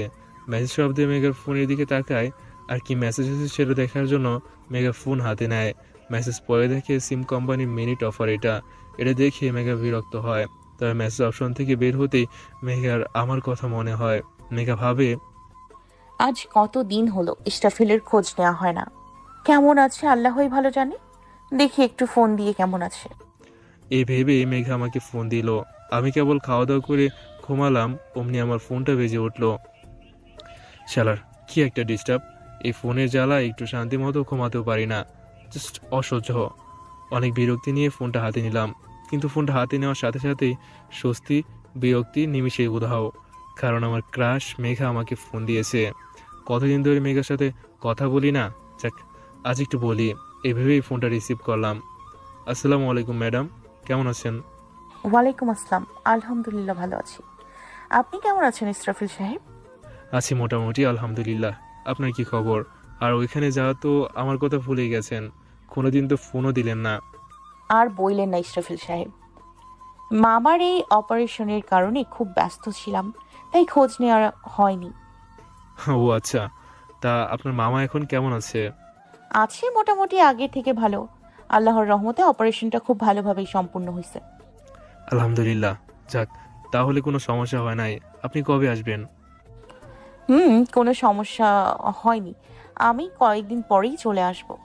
আচ্ছা তাহলে আইসেন, আর নিজের খেয়াল রাখেন। আমি এখন ঘুমাবো, গুড নাইট। ওকে, গুড নাইট। তারপর মেঘা ফোন কেটে দিল, আর আমি দিলাম ঘুম। পরের দিন সকালে আমি আমেরিকার বিমানবন্দরে। আমাকে বিদায় দিতে আমার সাথে এসেছে মাসুদ। অল্প সময়ের মধ্যে বিমানটি বাংলাদেশের উদ্দেশ্যে রওনা দেবে। আমি মাসুদকে বিদায় জানিয়ে বিমানে গিয়ে আমার সিটে গিয়ে বসলাম। অল্প কিছু সময়ের মধ্যেই বিমানটি বাংলাদেশের উদ্দেশ্যে রওনা হলো। আমি কানে ইয়ারফোন লাগিয়ে গান শুনতে লাগলাম। এদিকে বাংলাদেশে আজ ইরা মুনতাহার কথা মতো কাজ করার প্রিপারেশন নিচ্ছে। ও আগে থেকে প্ল্যান করেছে আজ ওকে কি কি করতে হবে। আজ ঘুম থেকে উঠতে অনেক দেরি হয়ে যায় মনিরের। ও আজ স্বপ্নের মন্তাহাকে নিয়ে হানিমুনের সাজেকে। ও স্বপ্নে আজই মন্তাহাকে বিয়ে করেছে। ওর ইচ্ছা হানিমুনে যায় আর বাসর করব। তাই ওর বিয়ের দিনই মন্তাহাকে নিয়ে হানিমুনে যায় মনির।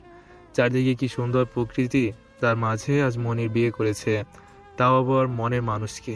আহ, কি যে আনন্দ লাগছে মনিরের, তা বলে বোঝাতে পারবো না। অল্প কিছু সময়ের মধ্যে কিছু পার্লারে মেয়েরা সাজিয়ে দিয়ে গেল। একটা ঘরে মন্তাহাকে রেখে মেয়েগুলো চলে গেল। মনিরা অপেক্ষা না করে সরাসরি ওই রুমে ঢুকে পড়লো। মন্তাহা যখন মনিরকে সালাম করতে যাবে, মনির মন্তাহাকে কোলে তুলে খাটে ফেলে দেয়। তারপর মনির ধীরে ধীরে মন্তাহার দিকে এগিয়ে যায় বাসর করার জন্য। কেবলই মনির মন্তাহাকে লিপ কিস করতে যাবে, অমনি ওর মায়ের ডাকে ঘুমটা ভেঙে যায়। আরে বেচারা, বাসরটাও করতে পারলো না। একরাশ বিরক্তি নিয়ে মনির ঘুম থেকে উঠলো। তারপর ফ্রেশ হয়ে খাওয়া দাওয়া করে বের হলো হাসপাতালের উদ্দেশ্যে। আজ 4 দিন হলো মেঘার মামার জ্ঞান ফিরেছে। মেঘা সর্বোচ্চ দিয়ে মেঘার মামার সেবা করেছে। সাথে একটা নার্সও মেঘার মামি মেঘাকে সাহায্য করেছে। মেঘার সেবায় মেঘার মামা কিছুটা সুস্থ। আর কিছুদিনের মধ্যেই মেঘার মামা সম্পূর্ণ সুস্থ হয়ে যাবে আশা করা যাচ্ছে। আমি দীর্ঘ 3 ঘন্টা পর বাংলাদেশ বিমানবন্দরে এসে পৌঁছালাম। সেখান থেকে সোজা আমার বাসায় চলে আসলাম। এসে ফ্রেশ হয়ে খাওয়া দাওয়া করে দিলাম এক ঘুম। আসার সময় খাবার কিনে নিয়ে এসেছিলাম, তাই খেলাম। জার্নি করার কারণে অনেক ক্লান্ত, তাই ঘুমালাম। কাল থেকে আবার জয়েন করব হাসপাতালে। তবে আমেরিকা যাওয়ার সময় ম্যানেজারের কাছ থেকে ছুটি নিয়েছিলাম। আমার এক আত্মীয়র অসুস্থতার জন্য ছুটিটা ইমার্জেন্সি এটা বলে। মেঘা ছুটি থাকায় আমারও ছুটি দিতে কোনো অসুবিধা হয়নি, কারণ আমি মেঘার পার্সোনাল অ্যাসিস্ট্যান্ট ওয়ার্ড বয়। তাই কোনো সমস্যা হয়নি, অন্যথায় সমস্যা হতো। আজ মুনতাহা আগে এসেছে হসপিটালে লুকিয়ে লুকিয়ে মনিরকে ফলো করতে। আজ মনিরকে ফলো করে দেখবে যে মুনতাহা মনিরের যোগ্য কিনা, নাকি ও কোনো মেয়েবাজ। তবে মুনতাহার বিশ্বাস মনির কোনো মেয়েবাজ না। দেখা যাক মুনতাহার বিশ্বাস কতটুকু সত্য হয়। মনির মুনতাহার কথা ভাবতে ভাবতে হসপিটালে ঢুকছে। আর ইরা যেন কি কাজে একটু বাইরে যাচ্ছিল।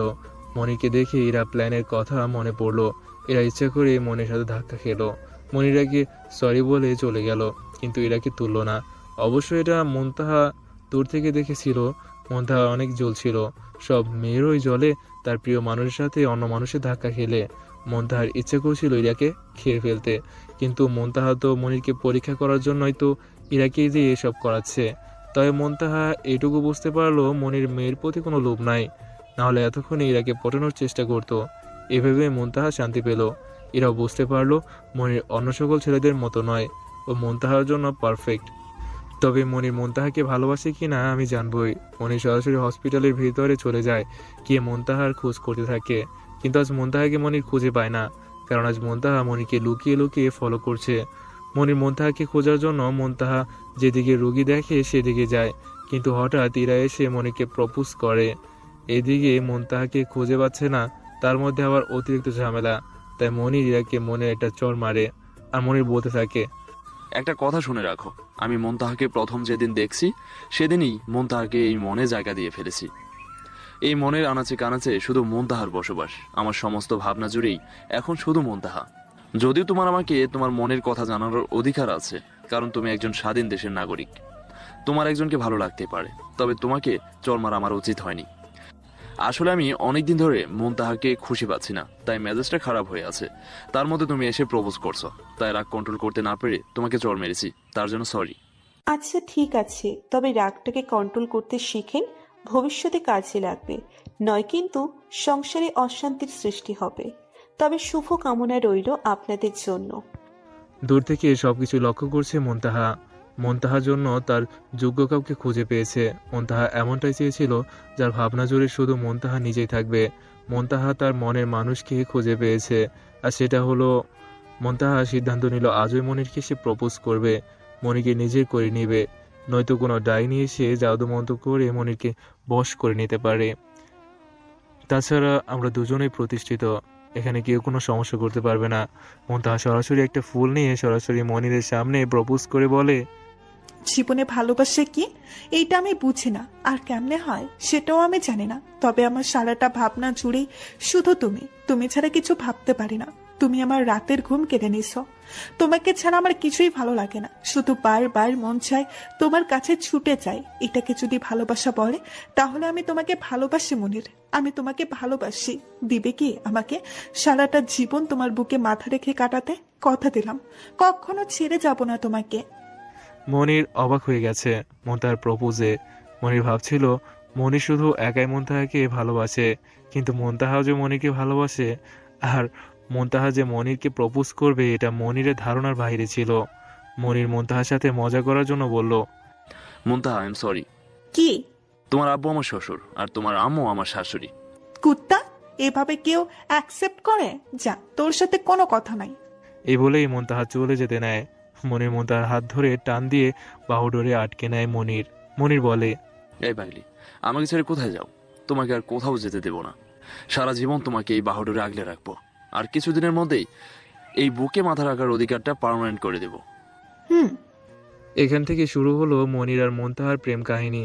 আর এইদিকে আমি সকালে ঘুম থেকে উঠে ফ্রেশ হয়ে খাওয়া দাওয়া করে হসপিটালের উদ্দেশ্যে রওনা দিলাম। অল্প সময়ের মধ্যেই হাসপাতালে পৌঁছে গেলাম। আমেরিকায় এসেছে মেঘা, আজ 7 দিন হয়ে গেল। মেঘা হাসপাতাল থেকে মাত্র 10 দিনের ছুটি নিয়ে এসেছে। মেঘা একজন ডাক্তার হওয়ায় 10 দিনে বেশি ছুটি নিতে পারেনি। আর 2 দিন পরেই মেঘা চলে যেতে হবে বাংলাদেশে। মেঘার মামা এখন অনেকটাই সুস্থ, আর কিছুদিনের মধ্যেই মেঘার মামা পুরোপুরি সুস্থ হয়ে উঠবে। মেঘার একটা পিচ্চি মামাতো বোন ছিল, সে ছোটবেলায় হারিয়ে গেছে। মেঘার মামা ও মামি বাংলাদেশে মেঘাদের বাড়িতে বেড়াতে যাইতে চাইছিল, সাথে মেঘার পিচ্চি মামাতো বোনও ছিল। হঠাৎ করে গাড়িটা অ্যাক্সিডেন্ট হয়। ভাগ্যক্রমে মেঘার মামা ও মেঘার মামি দুজনেই বেঁচে যায়।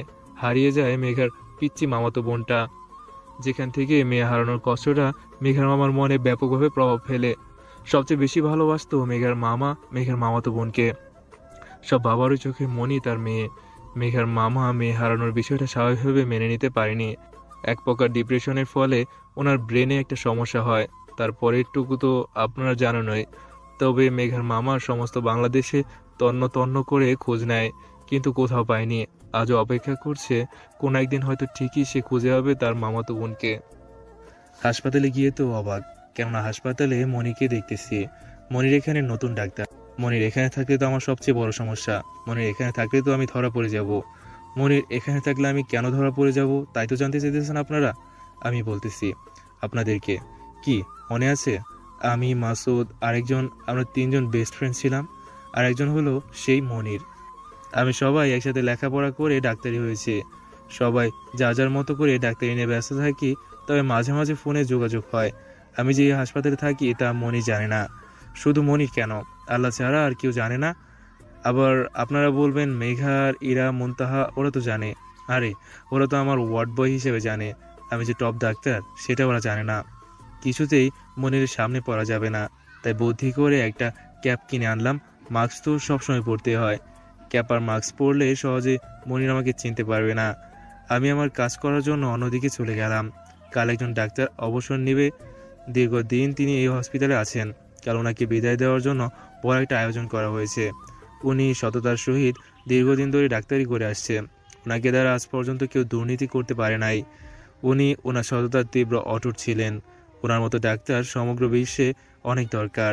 কেউ বাধ্য হয়ে দুর্নীতি করে, আবার কেউ লোভে পড়ে দুর্নীতি করে, তবে এইসব ওনাকে ছুঁতেও পারেনি। এতক্ষণ তো ওনার বিষয়ে বললাম, আসলে তো ওনার নামটাই বলা হলো না। ওনার নাম হলো ডক্টর শাকিল খান। উনি কানাডা মেডিকেল কলেজ থেকে ডক্টর হয়েছেন। উনি অনেক জায়গায় ডক্টরি করেছেন, তবে দীর্ঘদিন ধরে এই মোরেম প্রাইভেট হসপিটালে ডক্টরি করছেন। মনির সুযোগ বুঝে হাসপাতাল থেকে বের হয়ে শপিং মলে যায়। শপিং মলে যেই মুনতাহার জন্য নীল রঙের শাড়ি, চুড়ি আর অন্যান্য জিনিস, সাথে ওই শাড়ির সাথে ম্যাচিং করে নিজের জন্য একটা ব্লেজার কিনে আনে। এনেই মুনতাহাকে গোপনে এগুলো দেয়। কাল এগুলো পরে আসতে বলে। আজ সন্ধ্যায় ওরা চলে যায়, আর কিছু লোক এই হসপিটাল সাজানোর জন্য কাজে লেগে পড়ে। তারা রাতের মধ্যেই হসপিটালটা সাজিয়ে ফেলে। মাসুদ কি যেন ভেবে আজ মনিরকে ফোন করে। হয়তো অনেকদিন ধরে কথা বলা হয় না বলে মনির মাসুদের ফোন রিসিভ করে। আসসালামু আলাইকুম দোস্ত, কেমন আছিস? অনেকদিন ধরে কথা হয় না। আলহামদুলিল্লাহ ভালো আছি, তুই কেমন আছিস? তুই তো আমাদের ভুলেই গেছিস। আলহামদুলিল্লাহ ভালো আছি। না রে দোস্ত, ভুলি নেই, তবে তোদের না জানিয়ে একটা কাজ করে ফেলছি। কি কাজ শুনি? দোস্ত, আমি একটা মেয়েরে ভালোবেসে ফেলছি, সেও রাজি। এবং সেই আমাকে প্রপোজ করেছে। কি এত কাহিনী করে ফেলছিস শালা বেঈমান, তুই আমাদের জানাসই নাই। থাক বাদ দে, বল মেয়েটা দেখতে কেমন, কবে আমাদের দেখাবি? মেয়েটা দেখতে অনেক সুন্দর, আজই তুই বাংলাদেশে চলে আয়, আর এসে তুই নিজেই চোখে দেখিস। আচ্ছা আমি আজই আসতেছি। আমার বন্ধুরা এমনই, বলা মাত্রই সবাই সবার সাথে আমরা যাই। বন্ধু এমন হয় দরকার। মাসুদ রেডি হয়ে বাংলাদেশে আসার জন্য বের হয়ে আসলো। আগেই বলেছি মাসুদের টিকিটের কোনো সমস্যা হয় না। ও বলা মাত্রই ওকে ইমার্জেন্সি টিকিট দেওয়া হয়। ও সরাসরি এয়ারপোর্টে গিয়ে বিমানে গিয়ে বসলো। আমি আমার মতো কাজ করে আমি রাতে বাসায় ফিরলাম। আমার রাতে বাড়িতে ফেরার কারণ হলো একজন ওয়ার্ড বয় আমার সমস্ত কাজ সেরে তারপর আসতে হয়েছে। তার মধ্যে আজ হাসপাতাল সাজাচ্ছে, তাই আমার বাড়ি ফিরতেও রাত হয়েছে। আসার সময় খাবার কিনে নিয়ে এসেছি, জানি আজ রান্না করতে পারবো না। এসে গোসল করে খাবার খেয়ে দিলাম এক ঘুম। পরের দিন সকালে আমি ঘুম থেকে উঠে ফ্রেশ হয়ে খাওয়া দাওয়া করে তাড়াতাড়ি এসে পড়লাম। আজ অনুষ্ঠান, তাই তাড়াতাড়ি এসে পড়লাম। আজ অনেক কাজ করতে হবে। কাল চলে আসবে মেঘা, অথচ আজ বড় অনুষ্ঠানে অ্যাটেন্ড করতে পারলো না। মেঘার মামা প্রায় অনেকটাই সুস্থ। মেঘার যেহেতু ছুটি শেষ, তাই সেও ওখানে আর থাকতে পারবে না, তবে ফোনে যোগাযোগ রাখবে।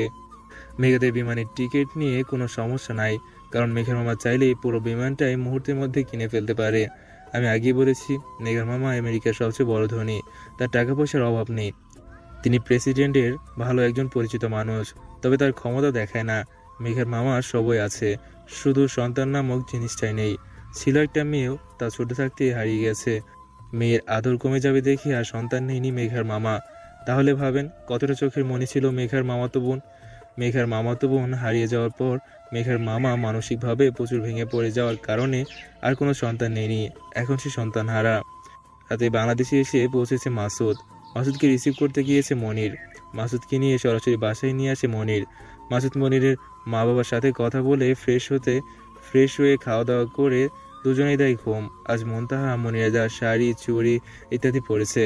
হাজার হোক, ভালোবাসার মানুষ দিয়েছে বলে কথা। যাই হোক, মনিরের পছন্দ খারাপ না। নীল শাড়িতে মুনতাহাকে নীল পরীর মতো লাগতেছে। মুনতাহা নিজেকে আয়নায় দেখে আর মনে মনে বলে, ইস, আমার বরটা খুব সুন্দর, পছন্দ আছে, মানতেই হবে। আমাকে তো আজ অনেক সুন্দর দেখাচ্ছে, তবে মনিরকে কেমন দেখাবে?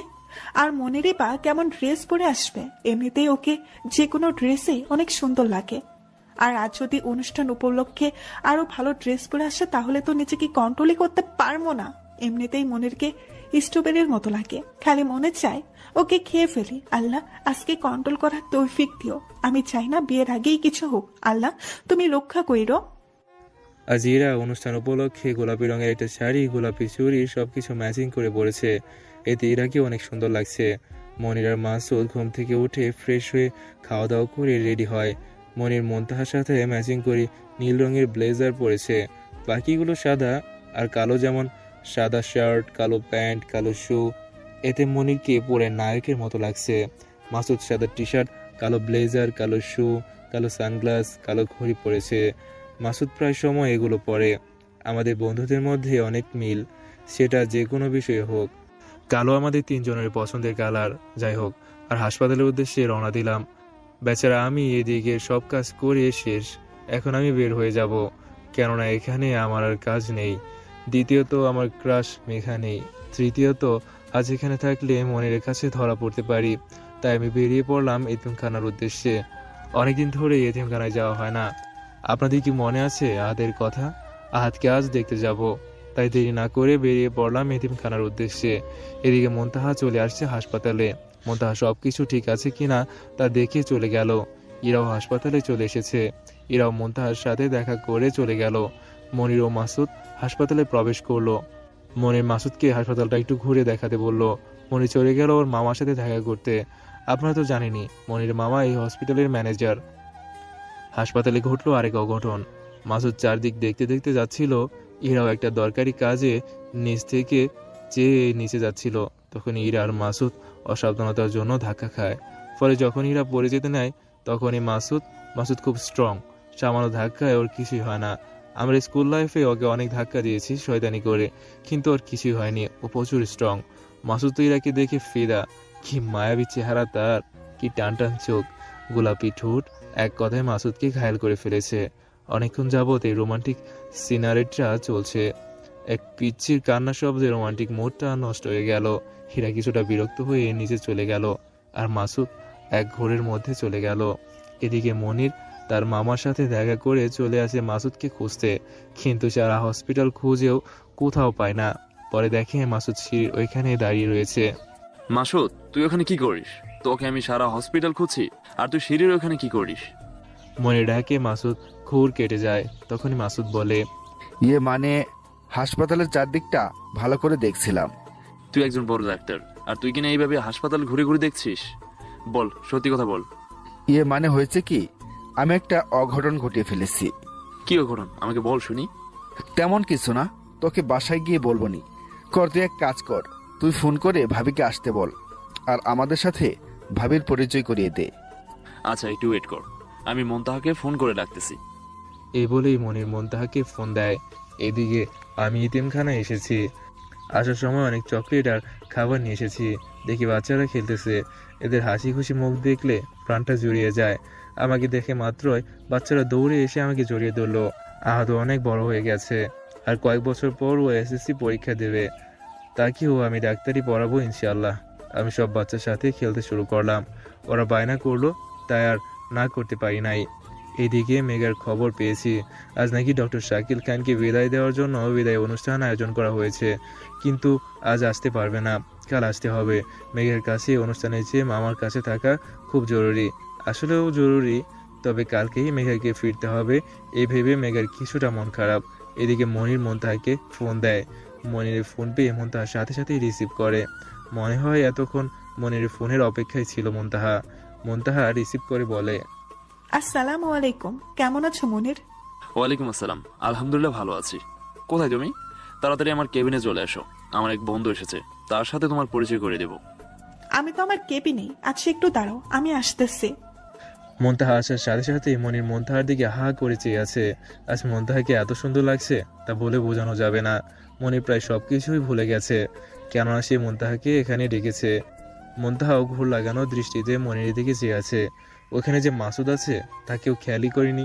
মাসুদ বিষয়টা বুঝতে পেরেছে যে এটা মনিরের জিএফ। মাসুদ জোর গলায় খবর দিয়ে এবং মনিরকে বলে, শালা, এখনই তো সব দেখা শেষ করলে, বাসার ঘরে দেখবি কি? বাসার ঘরে দেখার জন্য কিছু রাখিস? মাসুদের কথায় দুজনে ঘুর কাটে এবং দুজনেই লজ্জা পায়। মনির বলে, তোর জন্য একটু শান্তিতে দেখতেও পারলাম না, তুই শালা ডিস্টার্ব। ও মুনতাহা, তোমাকে যে কারণে ডাকছি, ও হলো মাসুদ, আমার বন্ধু। আর মাসুদ, ও হলো মুনতাহা, তোর ভাবি। আসসালামু আলাইকুম ভাবি, আমি মাসুদ, মনিরের জানের বন্ধু। আমি একজন ডাক্তার, আজ পর্যন্ত সিঙ্গেল আছি। আপনার কোনো বোন থাকলে আমার সাথে লাইন করে দিতে পারেন। ওয়ালাইকুম আসসালাম, আমি মুনতাহা, আমিও একজন ডাক্তার। তবে ভাই, দুঃখের বিষয়ে আমার কোনো বোন নাই, তবে আপনি চাইলে আপনার জন্য ভালো মেয়ে খুঁজে দিতে পারি। মনে হয় আর কোনো দরকার হবে না, আমি আমার মনের মানুষ পেয়ে গেছি, আর এই হাসপাতালেই সে আছে। কি এত বড় একটা কাহিনী করছস, আর আমি জানি না? তুই আমাকে না জানিয়ে থাকতে পারলি? তুই তো আমাকে না জানিয়েই রিলেশন করে ফেলেছিস, কিন্তু আমি তা করি নাই। তোরে বলেছিলাম না আমি বাসায় গিয়ে বলবো, এটাই সেই কথা। ও। মনির মাসুদ মুনতাহা আলোচনা করতেছে, আর এইদিকে ইরা মুনতাহাকে খুঁজতে খুঁজতে ওদের কেবিনে যায়। আরে মুনতাহা ম্যাম, আপনি এখানে? আপনাকে আমি সারা হাসপাতাল জুড়ে খুঁজছি। মুনতাহা ইরা দুজনেই খুব ভালো বন্ধু হয়েছে। দুজনেই তুই অথবা তুমি বলেই ডাকে, তবে সবার সামনে আপনি করেই ডাকে। এই তো মনির সাহেব, একটু ডাকছিল তাই একটু আসলাম। তা কি জন্য খুঁজতেছিল আমাকে? সব ডক্টরকে ডাকতেছে, এখনই অনুষ্ঠান শুরু হবে, তাই আপনাকে ডাকতে আসছি। আচ্ছা তুমি যাও, আমরা আসতেছি। ইরা আচ্ছা বলে চলে গেল। ইরা চলে যাওয়ার সাথে সাথে মাসুদ মুনতাহাকে জিজ্ঞেস করে, আচ্ছা ভাবি, ওনার নাম কি, বাসা কোথায়? মাসুদ সাহেব কেন? আপনি ওর কথা জিজ্ঞেস করছেন কেন? ডালমেকুস কালা হে, সত্যি করে বলেন তো কাহিনী কি? আমি বলেছিলাম না আমার মনের মানুষ পেয়ে গেছি, ওই সে। প্রথম দেখায় ওর প্রেমে পড়েছি, প্রথম দেখাই ওর উপর ফিদা হয়ে গেছি। একটু আমার সাথে ওর লাইনটা করাই দেন প্লিজ। আচ্ছা, করাইয়া দিব। আর ওর নাম ইরা, ওর বাসা এইখানে। ধন্যবাদ ভাবি, চলুন এখন অনুষ্ঠানে যাই। হ্যাঁ চলো যাই। মনির, মাসুদ, মুনতাহা অনুষ্ঠানের জন্য চলে গেল। আর এদিকে মেঘা কাল চলে আসবে বলে ওর বাবা মাকে সবকিছু রেডি করতে বলেছে। মেঘার বাবা মাও মেঘার কথা মতো সবকিছু রেডি করতে শুরু করেছে। কাল মেঘার মামার প্রাইভেট বিমান মেঘাদের বাংলাদেশে নামিয়ে দিয়ে যাবে, তাই তাদের টিকিট কাটা নিয়ে কোনো চিন্তা নেই। মেঘা সর্বোচ্চ দিয়ে তার মামার সেবা যত্ন করেছে। আর এদিকে আমি সবার সাথে খেলাধুলা করে সবার জন্য আনা খাবার ও চকলেট সবাইকে দিয়ে আমি চলে গেলাম এতিমখানার খাদেমের সাথে দেখা করতে।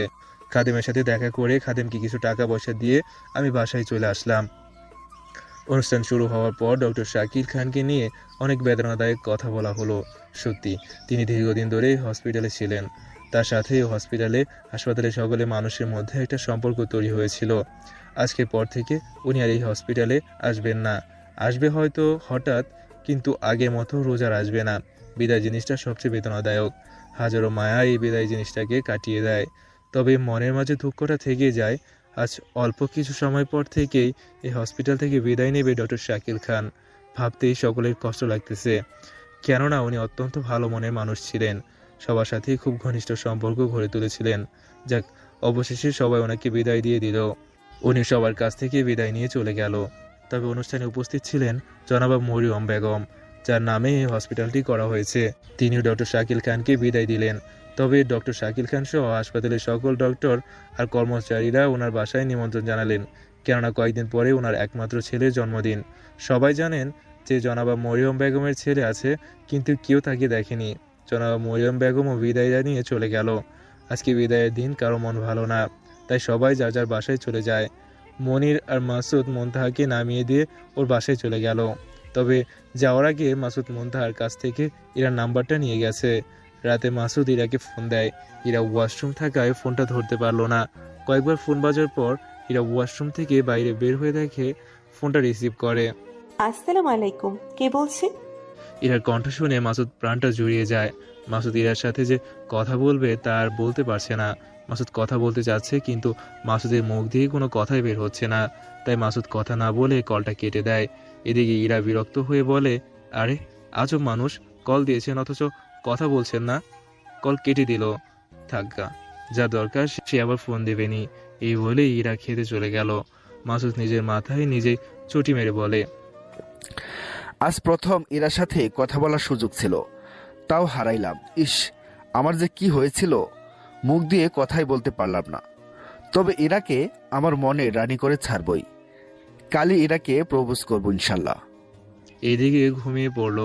পরের দিন সকালে আজ মেঘার মামা মামির কাছ থেকে বিদায় নিয়ে রওনা দিল মেঘা ও মেঘার পরিবার। এখন মেঘার মামা অনেকটাই সুস্থ। মেঘার মামার প্রাইভেট বিমানে অল্প কিছু সময়ের মধ্যে তারা বাংলাদেশে এসে পৌঁছবে। আমি আজ সকালে তাড়াতাড়ি ঘুম থেকে উঠে খাওয়া দাওয়া করে চলে গেলাম হাসপাতালে। আর এইদিকে এরা খুব সকালে ঘুম থেকে উঠে নামাজ পড়ে। ওর আজ মন খারাপ। এরা নাকি ছোটবেলায় হারিয়ে গিয়েছিল। ইরাকে নাকি এক বৃদ্ধ রাস্তায় পেয়েছিল। সেই বৃদ্ধ ইরাকে মা বাবার ভালোবাসা দিয়ে একে বড় করেছে। ইরাকে কোনোদিন কোনো কষ্ট পেতে দেয় নাই। অথচ কয়েক বছর আগে বৃদ্ধটি ইরাকে একা রেখে চলে যায়। সেদিন ইরা অনেক কেঁদেছিল। সেদিন ইরার মনে হচ্ছিল কলিজাটা ছিঁড়ে যাচ্ছে। ইরা দিন দিন ভেঙে পড়ছিল। কিন্তু বৃদ্ধটি মরার আগে ইরাকে বলে গিয়েছিল, আমাকে কথা দে, হাজার বিরূপ পরিস্থিতিতে তুই ভেঙে পড়বি না। তাই বৃদ্ধটির কথা রাখতে ইরা নার্সের চাকরি নেয়, যাতে সারাদিন কাজের মধ্যে থাকলে ইরা যেন মন খারাপ না করে, ইরা যেন সবকিছু ভুলে থাকতে পারে। কিন্তু আজ ভীষণ ওই বৃদ্ধার কথা মনে পড়ছিল। তাই ফজরের নামাজ পড়ে ওই বৃদ্ধার জন্য আল্লাহর দরবারে দোয়া করে। এরা বৃদ্ধটিকে দাদু বলে রাখত। দীর্ঘ 2.5 ঘন্টা পর মেঘা বাংলাদেশে পৌঁছালো। সেখান থেকে সোজা বাসায় চলে আসে। অনেক জার্নি করায় সবাই ক্লান্ত, তাই তারা ফ্রেশ হয়ে ঘুমিয়ে পড়েছে। এদিকে মাসুদ ইরাকে প্রপোজ করার সমস্ত প্রস্তুতি নিয়ে নিয়েছে। মাসুদকে হেল্প করবে মনির আর মুনতাহা। এরা ফ্রেশ হয়ে খাওয়া দাওয়া করে হাসপাতালের উদ্দেশ্যে বেরিয়ে পড়ে। এদিকে আমি বসে বসে ভাবতেছি, মেঘাকে যদি আমার মনের কথা বলে দেই, তাহলে মেঘা কি আমাকে মেনে নেবে? আমি তো মেঘাকে ছাড়া থাকতেই পারছি না। আর মেঘা কি আমার মতো ওয়ার্ড বয়ের সাথে প্রেম করবে? ও তো আমার আসল পরিচয় জানে না। যদি আমাকে এই পরিচয় গ্রহণ করে, তাহলে ওকে আমি সারা জীবনের রানী বানিয়ে রাখবো। আর যদি না করে, তাহলে ওর থেকে সারা জীবনের জন্য দূরে চলে যাব। আজ বিকেলে মেঘাকে ডেকে আমার মনের কথা ওকে বলবো। বাকিটা কি হবে আল্লাহই ভালো জানে। ইরা আসার সাথে সাথে মাসুদ ইরাকে প্রপোজ করে, কিন্তু ইরা মাসুদকে না করে দেয়। এতে মাসুদ অনেক কষ্ট পায়। মুদাহ মনির ইরাকে জিজ্ঞেস করে, অনেক বুঝিয়ে ইরাকে জিজ্ঞেস করে। কেন তুমি মাসুদকে গ্রহণ করতে পারবে না? ইরা উত্তর দেয়, আমি আমার জন্ম পরিচয় জানি না। আমার কাছ থেকে সব আপনজন হারিয়ে যায়, তাই আমি চাই না আর কেউ আমার জীবন থেকে হারিয়ে যাক। আমার আপন মানুষ হারিয়ে গেলে খুব কষ্ট হয়। ইরা, সব মানুষ চিরদিন থাকে না।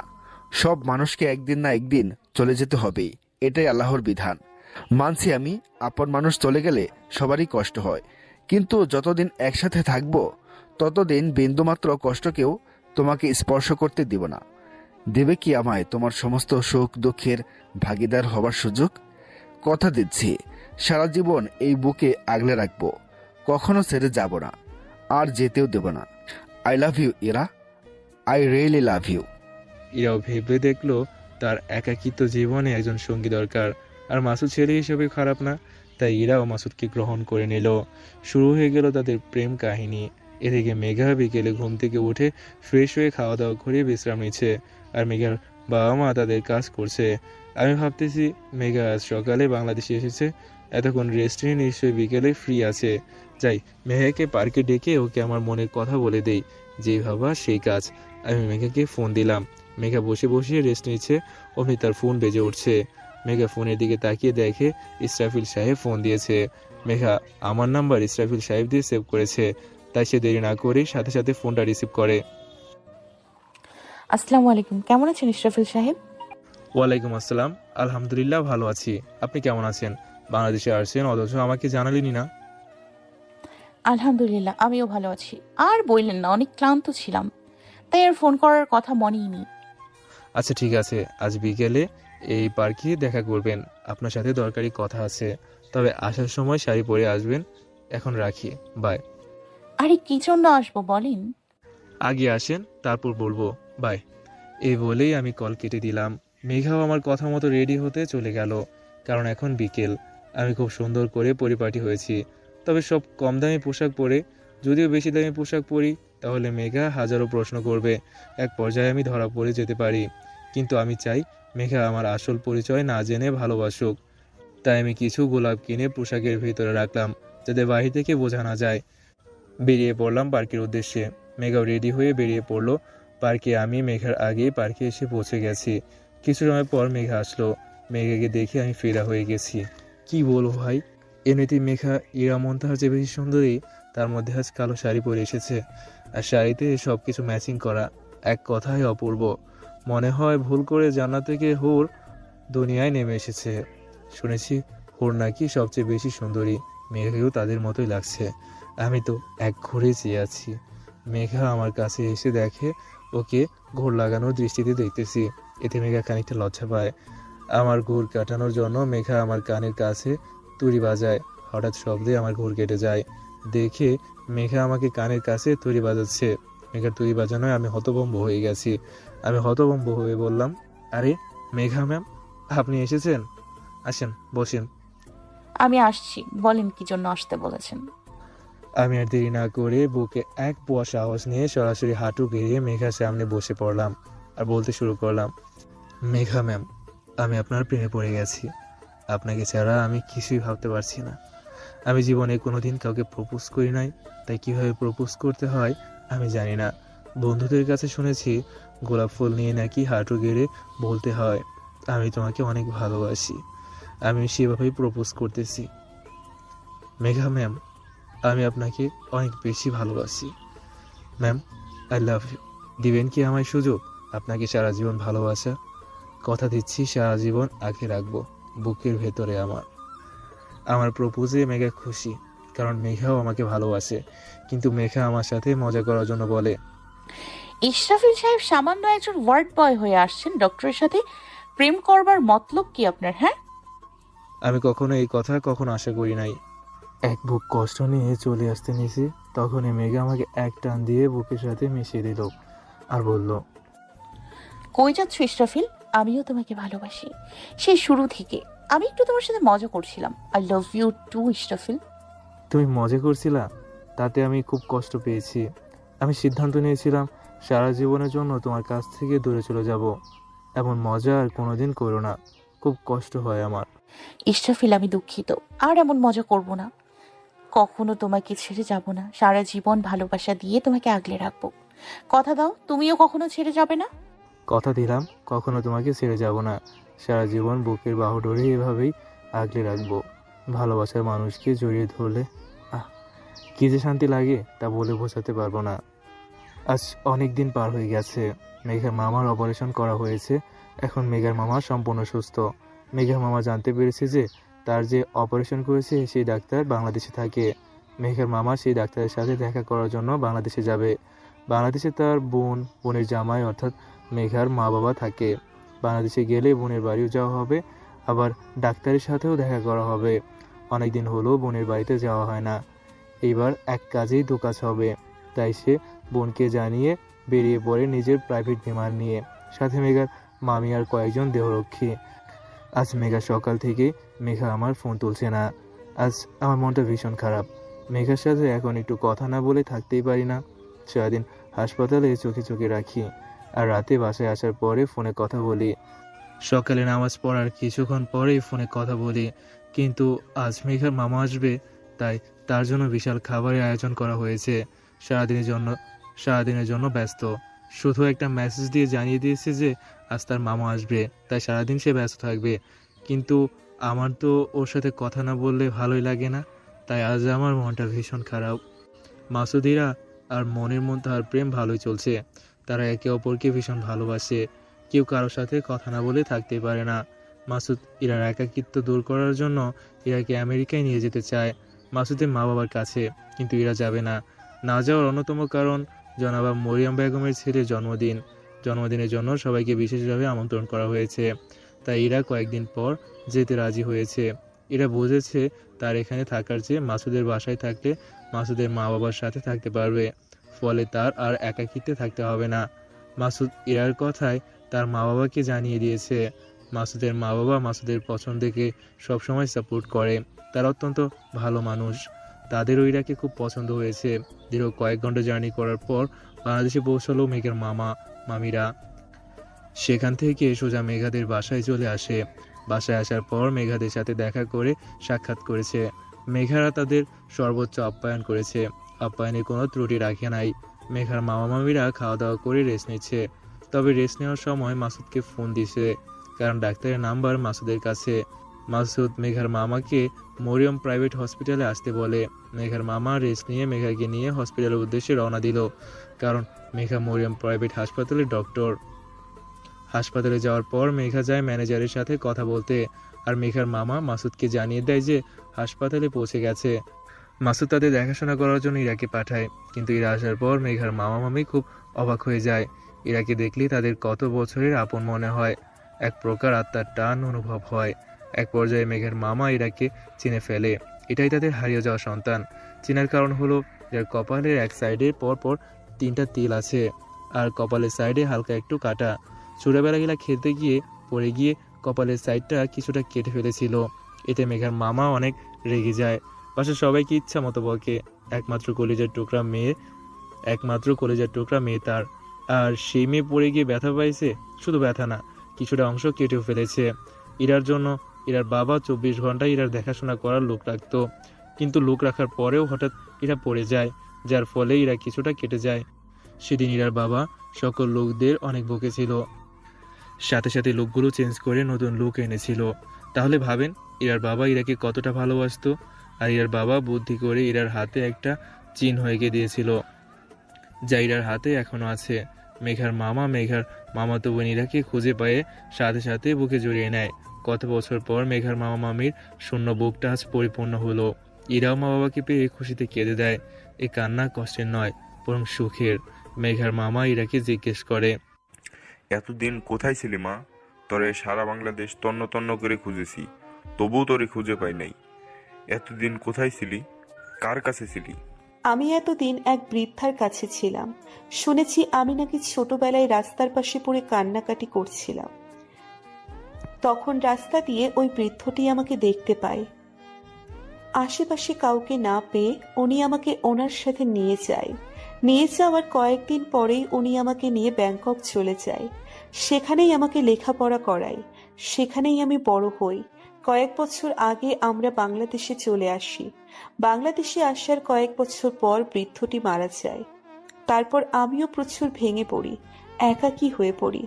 একাকী জীবন থেকে বেরিয়ে আসার জন্য কয়েক মাস আগে এই হাসপাতালে নার্সের চাকরি নিই। এই বলেই ইরা কেঁদে দেয়। কাঁদিস না মা, তোর চোখের পানি আমার সহ্য হয় না।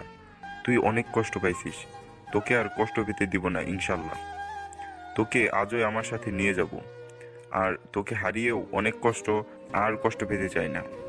এই বলেই ইরাকে আবার বুকে টেনে নেয় ইরার মা বাবা। এদিকে মেঘা ও মাসুদ ফিরে এসে দুজনেই অবাক। তারা দেখে ইরাকে মেঘা মামা মামি বুকে জড়িয়ে ধরে কান্না করতেছে।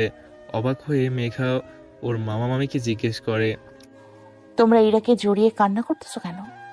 আরে মেঘা, ইরা তোর সেই হারিয়ে যাওয়া মামাতো বোন। আমরা তাকে খুঁজে পেয়েছি। মেঘার খুশিতে চোখে পানি চলে আসে। সেও ইরাকে জড়িয়ে ধরে কান্না করে দেয়। কত বছর পর তার হারিয়ে যাওয়া মামাতো বোনকে পেয়েছে, এর চেয়ে খুশির খবর আর কি হতে পারে। মেঘার মামা মানে ইরার বাবা আজ ডাক্তার না দেখিয়ে কাল দেখাবে বলে চলে আসে সবাইকে নিয়ে, মানে ইরা, মেঘা, মেঘার মামি আর দেহরক্ষীদের। এদিকে মাসুদ খুব খুশি, অবশেষে ইরা তার মা বাবাকে ফিরে পেল। এখন এবার মামা মাসুদের হবু শ্বশুর, আর মাসুদ জানে ওর শ্বশুরকে অপারেশন করিয়েছে, তাই কালই যাতে তার শ্বশুর ডাক্তার দেখাতে পারে তার সমস্ত ব্যবস্থা মাসুদ করে ফেলে। বলতে পারেন এটা মাসুদের জামাতা হিসেবে এক প্রকার কর্তব্য। কিন্তু কালই যে সকলের জন্য বড় ধরনের সারপ্রাইজ অপেক্ষা করবে তা কারোই জানা ছিল না। মাসুদ আজই আমাকে ফোন দিয়ে মরিয়ম প্রাইভেট হসপিটালে আসতে বলেছে। ওরা তো আর জানে না যে আমি এই হসপিটালেই চাকরি করি। আমি মাসুদের কথা মতো ওই হসপিটালে যাওয়ার জন্য রাজি হলাম। এদিকে ইরাকে নিয়ে মেঘাদের বাসায় চলে আসে মেঘার মামা মানে ইরার বাবা। মেঘার আম্মু ইরার কথা জিজ্ঞেস করলে যখন বলে যে ইরাই তাদের হারিয়ে যাওয়া সন্তান, তখনই মেঘার আম্মু ইরাকে জড়িয়ে ধরে কান্না করে দেয়। ইরা ছিল সকলের চোখের মণি। সে আজ কত বছর ধরে নিখোঁজ ছিল, তাই তাকে পেয়ে সকলের মাঝে আনন্দ ছড়িয়ে পড়েছে। ইরার জন্য মেঘার আম্মু নানা রকমের খাবারের আয়োজন করতে যায়। এদিকে মেঘা, ইরার আব্বু মেঘার গল্প আর আড্ডা দিতে থাকে। দীর্ঘ 4 ঘন্টা পর মেঘার আম্মু আর ইরার আম্মু রান্না করে বের হয়ে সকলের খাবার টেবিলে যাইতে বলতেছে। সবাই আড্ডা দিয়ে খাবার টেবিলে যায়। খাবার টেবিলে গিয়ে তো ইরা অবাক, আর ইরার জন্য অনেক পদ রান্না করা হয়েছে। সারা টেবিলে বিভিন্ন পদের খাবার দ্বারা ভর্তি। ইরাকে সবাই মিলে খাইয়ে দিল। এতে ইরার চোখে দিয়ে আপনা আপনি পানি পড়তে শুরু করলো। সে যদি হারিয়ে না যেত তাহলে প্রতিদিন তাকে সবাই মিলে এভাবেই খাইয়ে দিত। এটাই ভাবতে ইরার চোখ দিয়ে পানি চলে আসে। তবে যাই হোক, আল্লাহ যা করে ভালোর জন্যই করে। সবাই খাওয়া দাওয়া করে যার যার রুমে চলে ঘুমাতে যায়। ইরা আজ মেঘার সাথে ঘুমাবে, তাই সে মেঘার ঘরে গিয়ে ঘুমিয়ে পড়লো। পরের দিন সকালে আমি খুব সুন্দর পরিপাটি করে নামি দামি পোশাক পরে, যেগুলো সাধারণত আমি পরতাম, খুব দামি পোশাক যা পরলে আমাকে দারুণ মানায় বন্ধুরা বলতো, সেই ড্রেসগুলো পরে সাথে ম্যাচিং করা ঘড়ি, ব্লেজার, শু পরে চলে আসলাম হসপিটালে।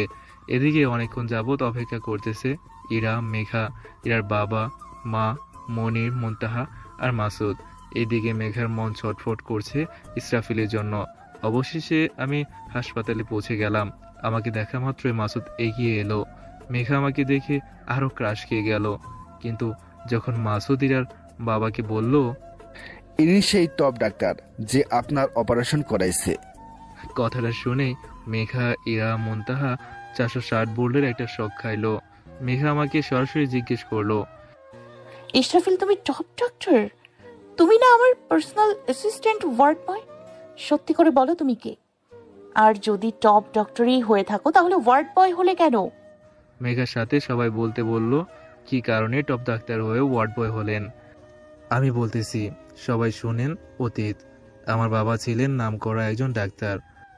তার নাম ডাক্তার মজিদ তালুকদার। তিনি বড় ডাক্তার হওয়ায় তার কাছে দেশ বিদেশ হতে লোকজন আসতো, কিন্তু তিনি দিন দিন লোভী হয়ে উঠতেছিলেন। তিনি তখন টাকা ছাড়া রোগী দেখতেন না। এটা আমার আম্মু মরিয়ম বেগম পছন্দ করতো না। তিনি সব সময় আব্বুকে বিনামূল্যে গরিবদের চিকিৎসা দিতে বলতো, কিন্তু আব্বু ছিল নাছোড়বান্দা। সে কখনো বিনামূল্যে রোগী দেখতো না। সে তার সিদ্ধান্তেই অটুট থাকতো। এই নিয়ে মাঝে মাঝে আব্বু আম্মুর মধ্যে ঝগড়া বাঁধত। এক পর্যায়ে আমাকে নিয়ে আব্বুর কাছ থেকে চলে আসে। আমাকে টপ ডাক্তার বানায়।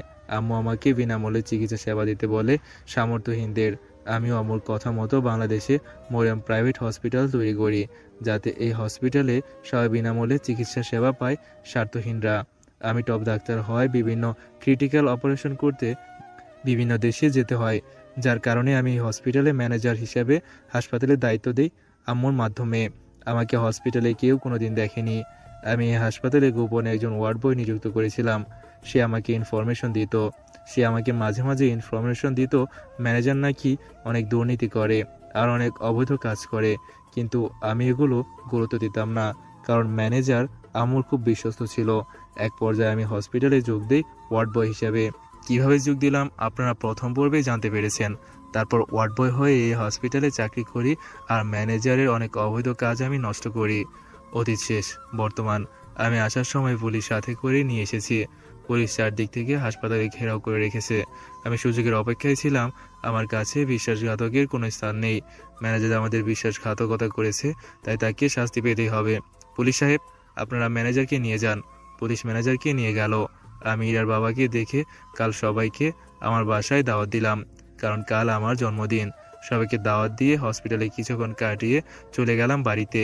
কাল আমার জন্মদিন, তাই ডেকোরেশনের ব্যবস্থা করতে হবে। তবে ডেকোরেশন তো ফোন করলে চলে আসবে। আমি চাচ্ছি অন্য কাজটা হলো আমার ক্রাশ মেঘার জন্য একটা হীরার নেকলেস আর একটা ডায়মন্ডের রিং অর্ডার করতে যাচ্ছি। কাল ওই মেঘাকে সবার সামনে প্রপোজ করে নিজের করে নেব সারা জীবনের জন্য। এইদিকে মেঘার ভাষায় গিয়ে ভাবে ইসরাফিল এত বড় ডাক্তার জানাই ছিল না। তাই তো বলি সেদিন হাসপাতালে ডাক্তারকে অমন চেনা চেনা লাগলো কেন। যাকে আমার এখন ভালোই হলো। এখন ইসরাফিলকে মেনে নিতে আমার ফ্যামিলির কোনো আপত্তি করবে না। মেঘা এসব ভাবছে, তখন ইরা মেঘার রুমে চলে আসে আর মেঘাকে প্রশ্ন করে, মেঘা আপু কি নিয়ে এত ভাবতেছ? ভাবতেছি ইসরাফিল সাহেব কত বড় মাপের মানুষ, তাই না ইরা? আমিও দেখছি উনি গরিবদের অনেক উপকার করে। আমিও দেখছি তাকে করতে।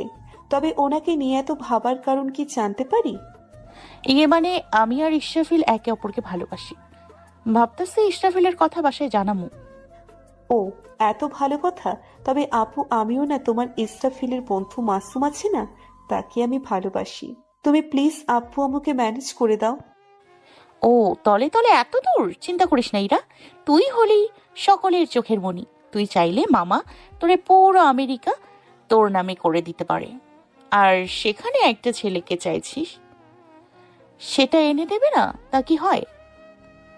মাছু তোরই হবে, চিন্তা করিস না। থ্যাংক ইউ আপু। এই বলেই ইরা মেঘাকে জড়িয়ে ধরে। পরের দিন সকালে, আজ আমার জন্মদিন। রাতে আমার সব বন্ধুরা আমাকে উইশ করেছে। আজ সারা বাড়ি সুন্দর করে সাজানো হয়েছে। পার্টির জন্য সর্বোচ্চ ব্যবস্থা করা হয়েছে। এখানে ধনী গরিব সকলকে আমন্ত্রণ জানানো হয়েছে। একটু পরেই সবাই চলে আসবে। মাসুদ আর মনির রাতে আমাদের বাসায় চলে এসেছে। ওদের পরিবারের সকলকেই আজ আসতে বলেছি। ওনারা সকলেই আসতেছে।